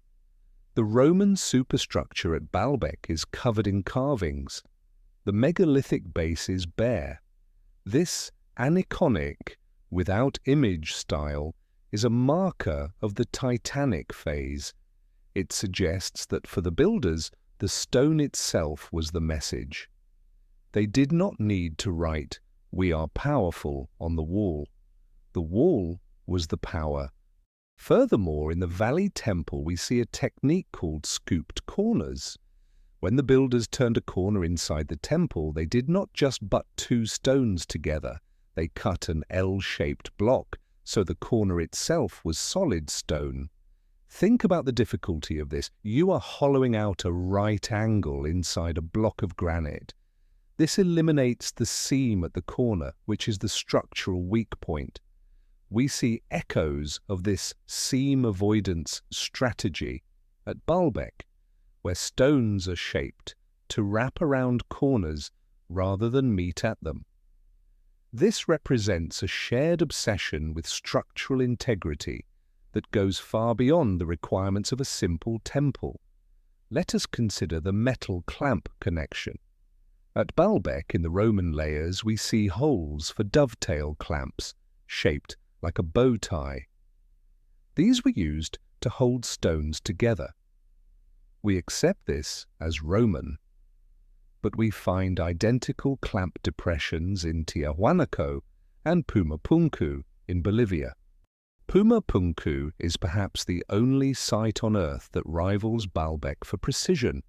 The andesite blocks there are cut with machine-like angles, and there, thousands of miles from Rome, we find the same indentations for metal clamps. Analysis suggests these clamps were poured molten into the stone. Did the Romans travel to Bolivia, or did the builders of Pumapunku travel to Lebanon? Or is it more likely that both cultures inherited a technique from an older, common source, a source that understood the metallurgy of clamps and the physics of stone binding?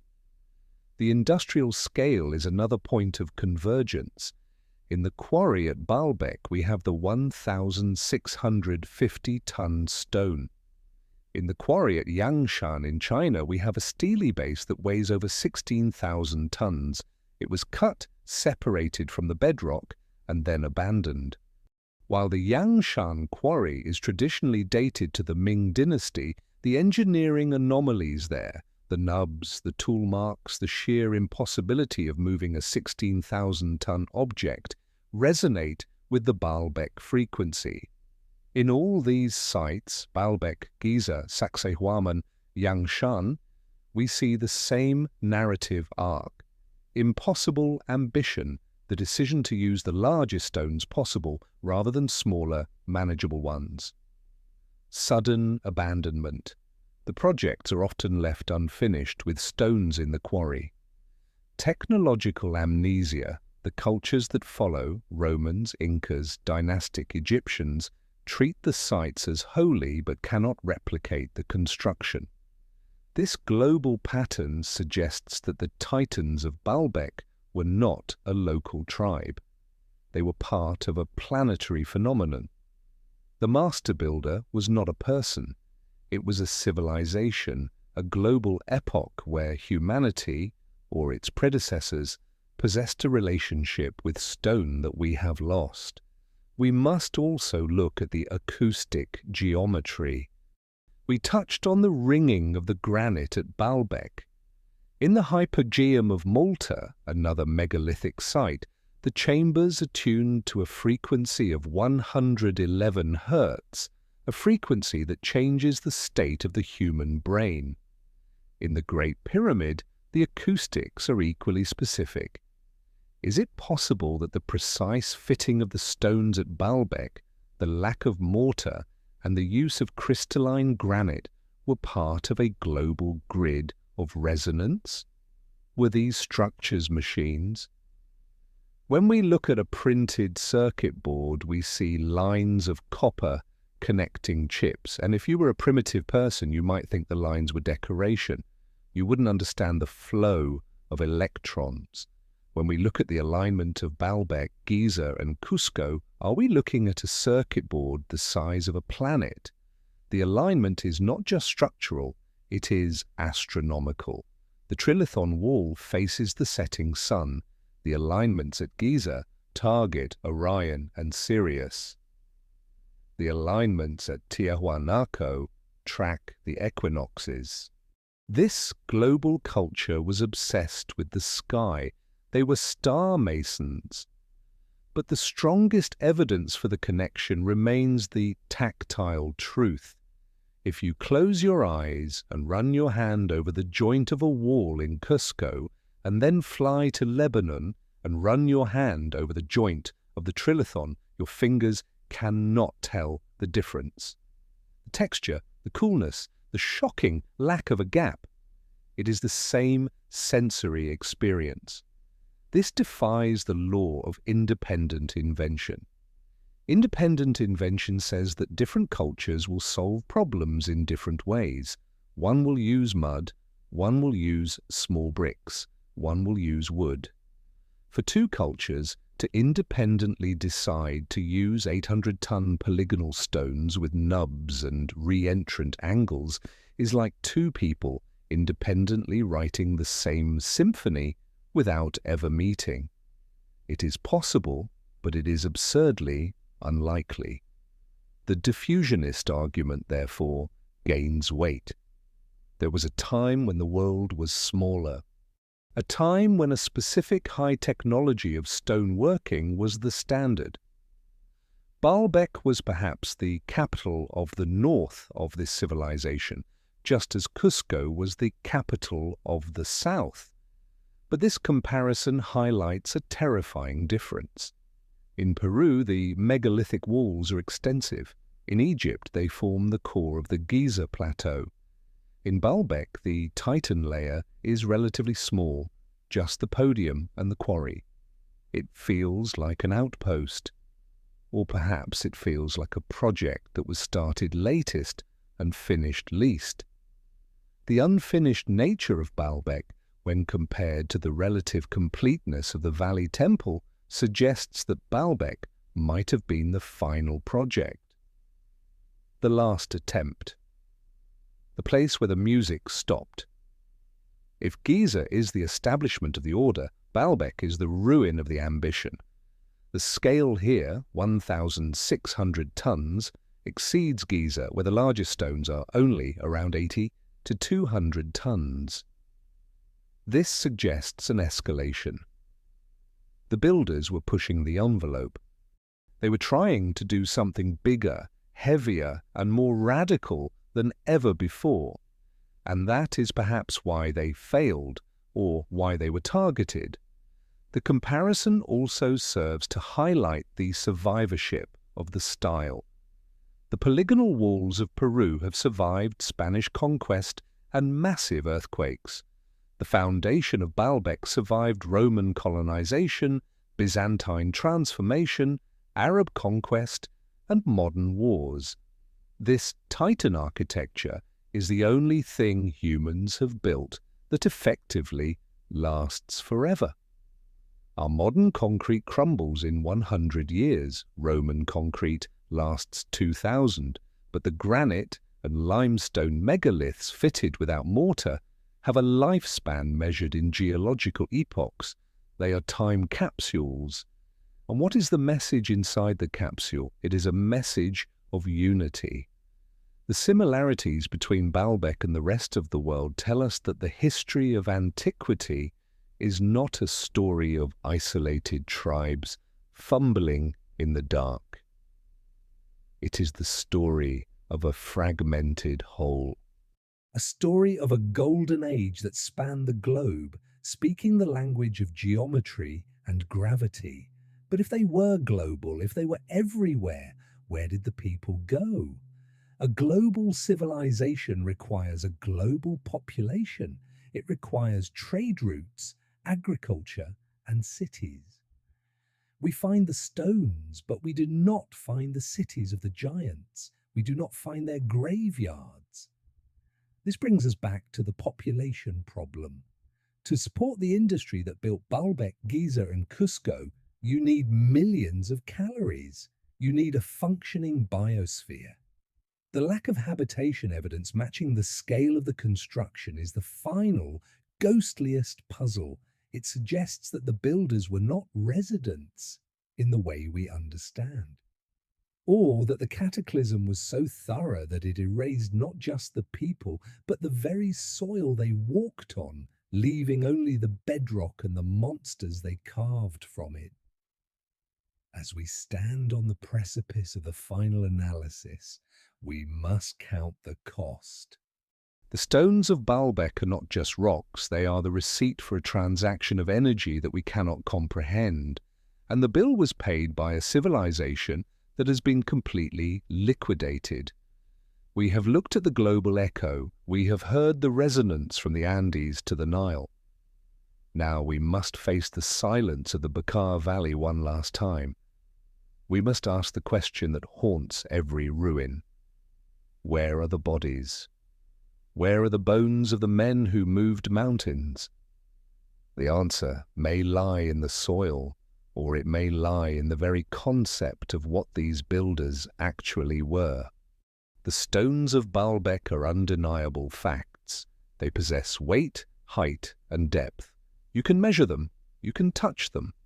But as we pivot from the geology of the site to the demography of its builders, the solid facts dissolve into a mist of improbability. We are now facing the ghost demographics. In archaeology, a monument is never just a monument, it is the tip of an iceberg.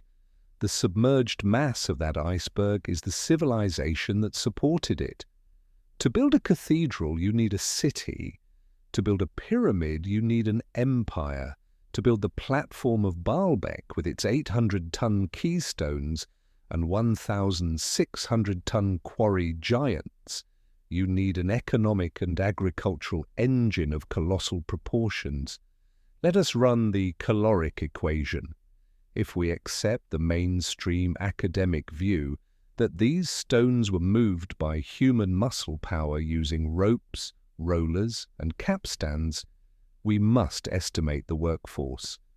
Conservative engineering estimates suggest that moving the Trilithon stones would require a simultaneous force of at least 30,000 to 50,000 men. This is not just a crowd, this is an army. An army of 50,000 men requires approximately 150 million calories per day to sustain heavy labor. They need water, they need protein, they need shelter, they need sanitation. In the ancient world, for every one worker on the ropes, you need 5 to 10 people in the support chain: farmers, cooks, weavers, potters, administrators. This brings the total population required to support the Baalbek project to roughly 250,000 people. Where are they? The Bekaa Valley is fertile. It was the breadbasket of the Levant, but the archaeological record of the valley does not show the footprint of a Bronze Age metropolis capable of sustaining 250,000 people concentrated in one spot. We find small settlements, we find tells, mounds of accumulated habitation layers, but they are modest. We do not find the Tokyo of the ancient world that should logically exist next to the skyscraper of the ancient world. This is the infrastructure gap. When the Romans occupied Baalbek, calling it Heliopolis, they left a clear footprint. We find their roads, their aqueducts, their villas, their coins, and their trash. We know how they lived. We know what they ate. The Roman city is tangible, but the city of the Titans, the builders of the megaliths, is missing. This absence forces us to reconsider the method of construction.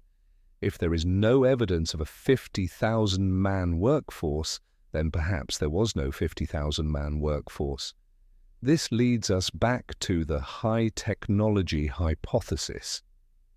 If the builders used advanced mechanical advantage, machines, sonic levitation, or geopolymer chemistry, then the workforce could have been small. A team of 500 highly skilled engineers with the right technology could theoretically achieve what 50,000 laborers could not. This solves the caloric problem. You don't need a massive city to feed 500 engineers. You don't need a vast support network. But this solution creates a new industrial problem. If the workforce was small and high-tech, they wouldn't leave a footprint of organic waste, bones, food scraps. But they should have left an industrial footprint. They should have left workshops, fuel depots, maintenance bays, and technical schematics. We find neither. We find no massive city of laborers, and we find no high-tech factory of engineers. We are left with the product, but the producer has vanished without a trace. This brings us to the theory of the transient masters. Were the builders of Baalbek a mobile civilization, a culture that did not put down deep roots? Nomadic people generally do not build megaliths. They live in tents, they move with the herds. They do not quarry 1,000-ton stones because stone is the definition of permanence. To cut these stones is to declare we are staying here forever. So if they weren't nomads and they weren't a massive settled empire, who were they? We must look at the sanctuary hypothesis. Perhaps Baalbek was not a city. Perhaps it was a forbidden zone. In modern terms, think of a nuclear power plant or a launch facility. These are places of immense power and complex engineering, but very few people live there. The workers commute. The facility is isolated for safety or secrecy. If Baalbek was a technical facility rather than a temple or a palace, it would explain the lack of residential debris. The builders didn't live there. They came, they worked, and they left. But where did they commute from? We scan the horizon, looking for the mother city, and we see only silence. The lack of graves is the most chilling data point. Humans die. A workforce of thousands operating dangerous heavy machinery, or ropes and rollers, over decades suffers casualties. Crushed limbs, heart attacks, disease. A construction project of this scale is also a graveyard. In Giza, we found the tombs of the workers. We found the skeletons of the men who built the pyramids, showing signs of healed fractures and medical care. We know who they were. At Baalbek, regarding the megalithic phase, we have a necropolis void. We have not found the mass graves of the workforce. We have not found the elite tombs of the architects. It is as if they did not die, or they had a method of body disposal that leaves no trace, cremation at extreme temperatures, or perhaps they took their dead with them when they left. This leads us to the Exodus. Why did they leave? The state of the quarry, the tools dropped mid-work, suggests they did not leave voluntarily. They did not pack up and move to a better location. They were interrupted. If we revisit the cataclysm theory from a demographic perspective, a terrifying picture emerges. If a comet impact or solar event occurred, it wouldn't just vitrify the stones, it would vaporize the biomass. A high heat event destroys wood, flesh, bone, and fabric. It leaves stone. If the builders were living in wooden structures or mud brick houses surrounding the stone platform, a thermal shock wave would incinerate their homes and their bodies, leaving only the heat-resistant stone foundation standing. The empty city might not be empty because no one lived there. It might be empty because the people were turned to ash. The lack of archaeological layers for that specific period could be the result of a clean sweep by a natural force so violent it scrubbed the bedrock clean of organic life. Survivorship bias blinds us. We look for pottery shards. But if the pottery was pulverized by a shock wave, we find nothing. We assume the area was uninhabited. In reality, it might have been densely populated, but the evidence of that population was biodegradable and the catastrophe was absolute. There is also the quarantine possibility. Ancient texts often speak of gods or watchers who lived apart from humanity. They occupied the high places, the summits, the mountains. Baalbek is an acropolis, a high city. If the builders were a distinct group, genetically or culturally separate from the hunter-gatherers of the valley, they might have maintained a strict separation. This would explain the lack of cultural diffusion. We don't see a gradual blending of their technology with the locals.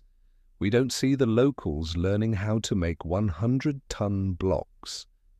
The knowledge remained hermetic, sealed. And when the masters vanished, the knowledge vanished instantly. There was no apprentice class among the local population to carry the torch. This suggests a caste system of extreme rigidity, or perhaps two different species sharing the planet, one making stone computers, the other making flint arrowheads. Let us consider the agricultural paradox of the Bekaa Valley itself. Today it is a patchwork of fields. In the Roman era it was a breadbasket, but paleoclimatology suggests that during the time frame of the Younger Dryas, roughly 12,000 years ago, the climate was swinging wildly. If the megaliths date to this pre-Diluvian epoch, the builders were constructing this platform in a world that was dying. The ice caps were melting or forming, the sea levels were fluctuating. The urgency of the construction, the sheer mass of the walls, might have been a response to a hostile environment. Were they building a lifeboat? Not a boat to float on water, but a platform to ride out a geological storm. The massive interlocking stones are earthquake-proof. The height of the podium protects against floods. The sheer thermal mass protects against heat and cold. If Baalbek was a survival bunker for a civilization facing extinction, then the lack of a surrounding city makes sense. You don't build a city during the apocalypse, you build a shelter. You focus all your remaining energy, all your remaining resources on creating one safe place. The 1,650-ton stone in the quarry represents the desperate final push. They needed the walls higher, they needed the shield thicker. But the clock ran out. The catastrophe they were preparing for arrived before the final block could be placed. This narrative fits the physical evidence, over-engineering, building stronger than necessary because the threat was existential. Unfinished state, the threat arrived during construction. Missing population, they didn't survive the event. Missing infrastructure, it was destroyed by the event. The Romans, arriving millennia later, found the bunker. They didn't know its purpose. They only knew it was the strongest, most stable foundation in the world. So they built a temple to Jupiter on it. They repurposed the survival shelter of a dead civilization into a house of worship for their own triumphant empire. It is an irony of history. The Romans celebrated their power on top of a monument that testifies to the fragility of power. There is one final demographic anomaly, the genetic echo. Usually, when a superior civilization interacts with a local one, they leave genetic traces. We see this in the DNA of modern humans, carrying the markers of Neanderthals and Denisovans. We see it in the spread of the Genghis Khan marker. But there is no Titan DNA identified in the Levant. There is no genetic cluster in Lebanon that suggests a race of super-strong or hyper-intelligent builders. This reinforces the total extinction or total isolation theories. Whoever they were, they did not breed with the locals. They did not assimilate. They were here, they built the impossible, and then they were gone. This vanishing act creates a psychological void for us, the viewer. We want to identify with the builder. We want to see their faces, know their names. But Baalbek denies us this connection. It gives us the what, the stone, but it resolutely hides the who. We are left walking through the empty quarry, surrounded by the ghosts of a workforce that moved mountains but left no footprints. The wind blows through the valley, whistling over the sharp edges of the Roman ruins and the rounded, ancient curves of the megaliths. It serves as a stark reminder of the impermanence of biology versus the permanence of geology. Flesh is weak, it burns, it rots, it disappears. Stone, especially 1,000 tons of it, remembers. The builders may have vanished, but they achieved a form of immortality. They forced us, 10,000 years later, to stand in their shadow and ask, how? They didn't leave a library, they left a riddle. And the fact that we are still debating it today means that, in a way, they are still controlling the conversation. But as the sun sets over the Bekaa Valley, casting long shadows from the Trilithon, we must draw our investigation to a close. We have examined the impossible weight, the missing tools, the global connections, and the ghostly absence of the architects. Now, we must synthesize these fragments into a final conclusion. What does Baalbek mean for our understanding of human history? Are we the first pinnacle of civilization, or are we merely the survivors wandering through the ruins of a greater past? As the sun begins to set over the Bekaa Valley, the shadows of the Trilithon lengthen, stretching across the courtyard like the hands of a dark clock. We have walked the perimeter of this mystery, measured its weight, and touched its scars. Now we must step back and confront the totality of what stands before us. Baalbek is not merely a puzzle of engineering, it is a mirror. And when we look into it, the reflection we see does not match the history we have been taught. We are educated to believe in the linear ascent of man. We are told that history is a straight line rising from the primitive cave dweller through the hunter-gatherer to the early farmer, and finally to the heights of Rome and the modern world. We are told that we are the apex, the smartest and most capable version of humanity that has ever walked the earth. But the stones of Baalbek shatter that mirror. They present us with a jagged graph, a timeline that spikes violently into the impossible and then crashes into silence. We are looking at a high-tech moment in deep antiquity that exceeds the capabilities of the eras that followed it. The Romans, for all their organizational genius and military might, could not move 1,600-ton stones. They could not cut granite with the precision of a laser. They were the inheritors of a legacy they revered but could not replicate. This forces us to accept a humbling truth. We are not the first masters of this planet. There was a time, before the ink of recorded history was wet, when a civilization existed that treated the crust of the earth as a malleable medium. They did not fight gravity, they negotiated with it. They did not chip at the stone, they machined it, and then they vanished. The great interrupt at the quarry of Sheikh Abdullah is perhaps the most profound lesson this site has to offer. It is not a lesson in masonry, it is a lesson in fragility. We look at our own civilization, our skyscrapers of glass and steel, our digital networks, our global supply chains, and we feel invincible. We feel permanent. But the titans of Baalbek were stronger than us. Their materials were more durable. Their foundations were earthquake-proof. Their ambition was geological in scale, and yet they were wiped out mid-sentence. The tool was lifted, the cut was paused, and the darkness took them. If a civilization capable of moving mountains can be extinguished in the blink of an eye, what chance does our fragile electronic world have against the turning of the great cycles? The silence of the site is its loudest attribute. We have searched for the names of the architects, but the stone is mute. This absence of ego is in itself a signature. The Romans, the Greeks, the Egyptians of the dynastic period, they were obsessed with names.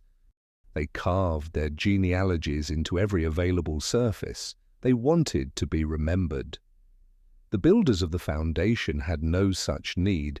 They did not sign their work because the work was not about them. It was about the function. It was about the alignment. It was about creating a node in a network that we are only just beginning to perceive. They were operating on a level of consciousness where the self was secondary to the structure. This brings us back to the global resonance.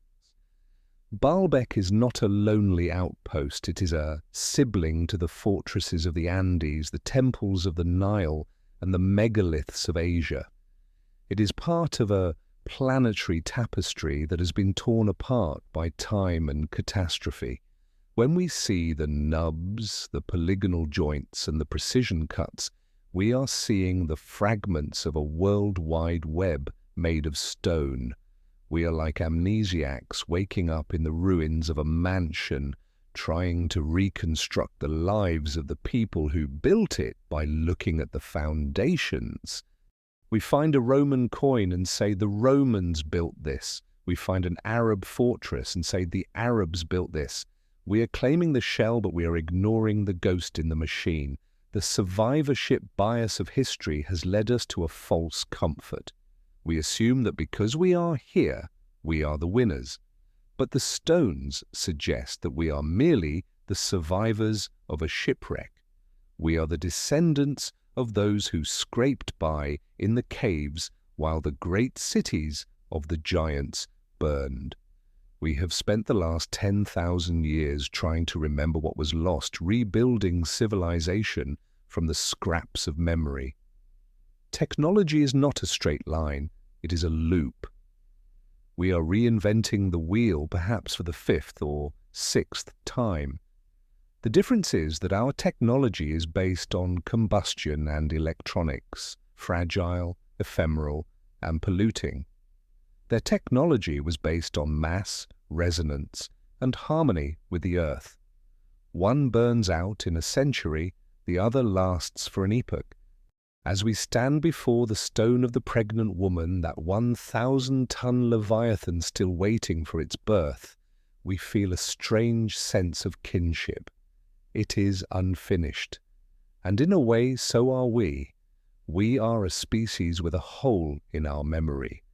We do not know where we came from, and we do not know where we are going. We are stuck in the quarry, wondering how to move the heavy weight of our own history. The mystery of Baalbek is not aliens. To say it was aliens is to dismiss the potential of humanity. It is a cop-out. It is far more terrifying and far more inspiring to believe that we did this, that human beings or a humanoid species sharing this earth possess the capacity to transcend the limits of matter. It means that the potential is still inside us. It is dormant, perhaps, locked away in the junk DNA of our history, but it is there. The capacity to be titans is our birthright, forgotten in the trauma of the cataclysm. The skeptics will say that we are seeing patterns where none exist.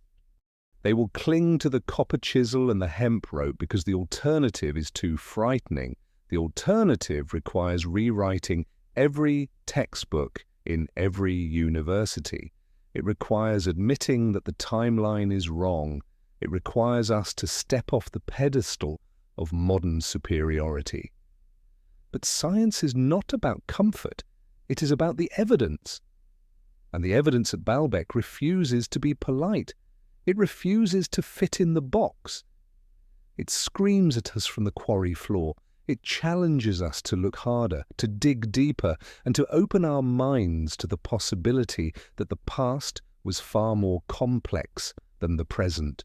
The Roman columns that tower above the site are beautiful, yes. They are the triumph of an empire, but they are also the veil. They distract the eye from the monster beneath. We have spent centuries looking at the veil, admiring the embroidery, and ignoring the shape of the thing it covers. Now the veil is lifting. Technology, LiDAR, ground-penetrating radar, isotope analysis is finally catching up to the stones. We are beginning to see the shadow architecture. We are beginning to realize that the primitive ancients were the keepers of a science we are only just rediscovering. The story of Baalbek is the story of the long now. It is a reminder that civilizations rise and fall like tides. We are currently at high tide, riding the wave of the digital age. But the tide will turn. It always does. And when the waters recede, what will be left of us? Will our glass towers survive 10,000 years? Will our hard drives be readable, or will we be dust, leaving not even a scratch on the geological record? The Titans left us a message. It is a message carved in limestone and granite. It says, build true, build deep, or be forgotten. They built true. They are still here, in the only way that matters. They are the bedrock. As the night finally claims the valley and the first stars appear, the same stars that the master builders aligned their walls to, we are left with a feeling of profound wonder. The case is not closed. The investigation is not over. In fact, it has only just begun. The stones are not silent. They are simply broadcasting on a frequency we have forgotten how to hear. But if you listen closely in the stillness of the quarry, you can almost hear the hum of the machines, the shout of the foreman, and the crack of the whip of gravity being broken. We leave Baalbek not with answers, but with better questions. We leave with a sense of scale that diminishes our ego and expands our imagination. The map of history has blank spaces, huge, terrified blank spaces labelled, "Here be dragons."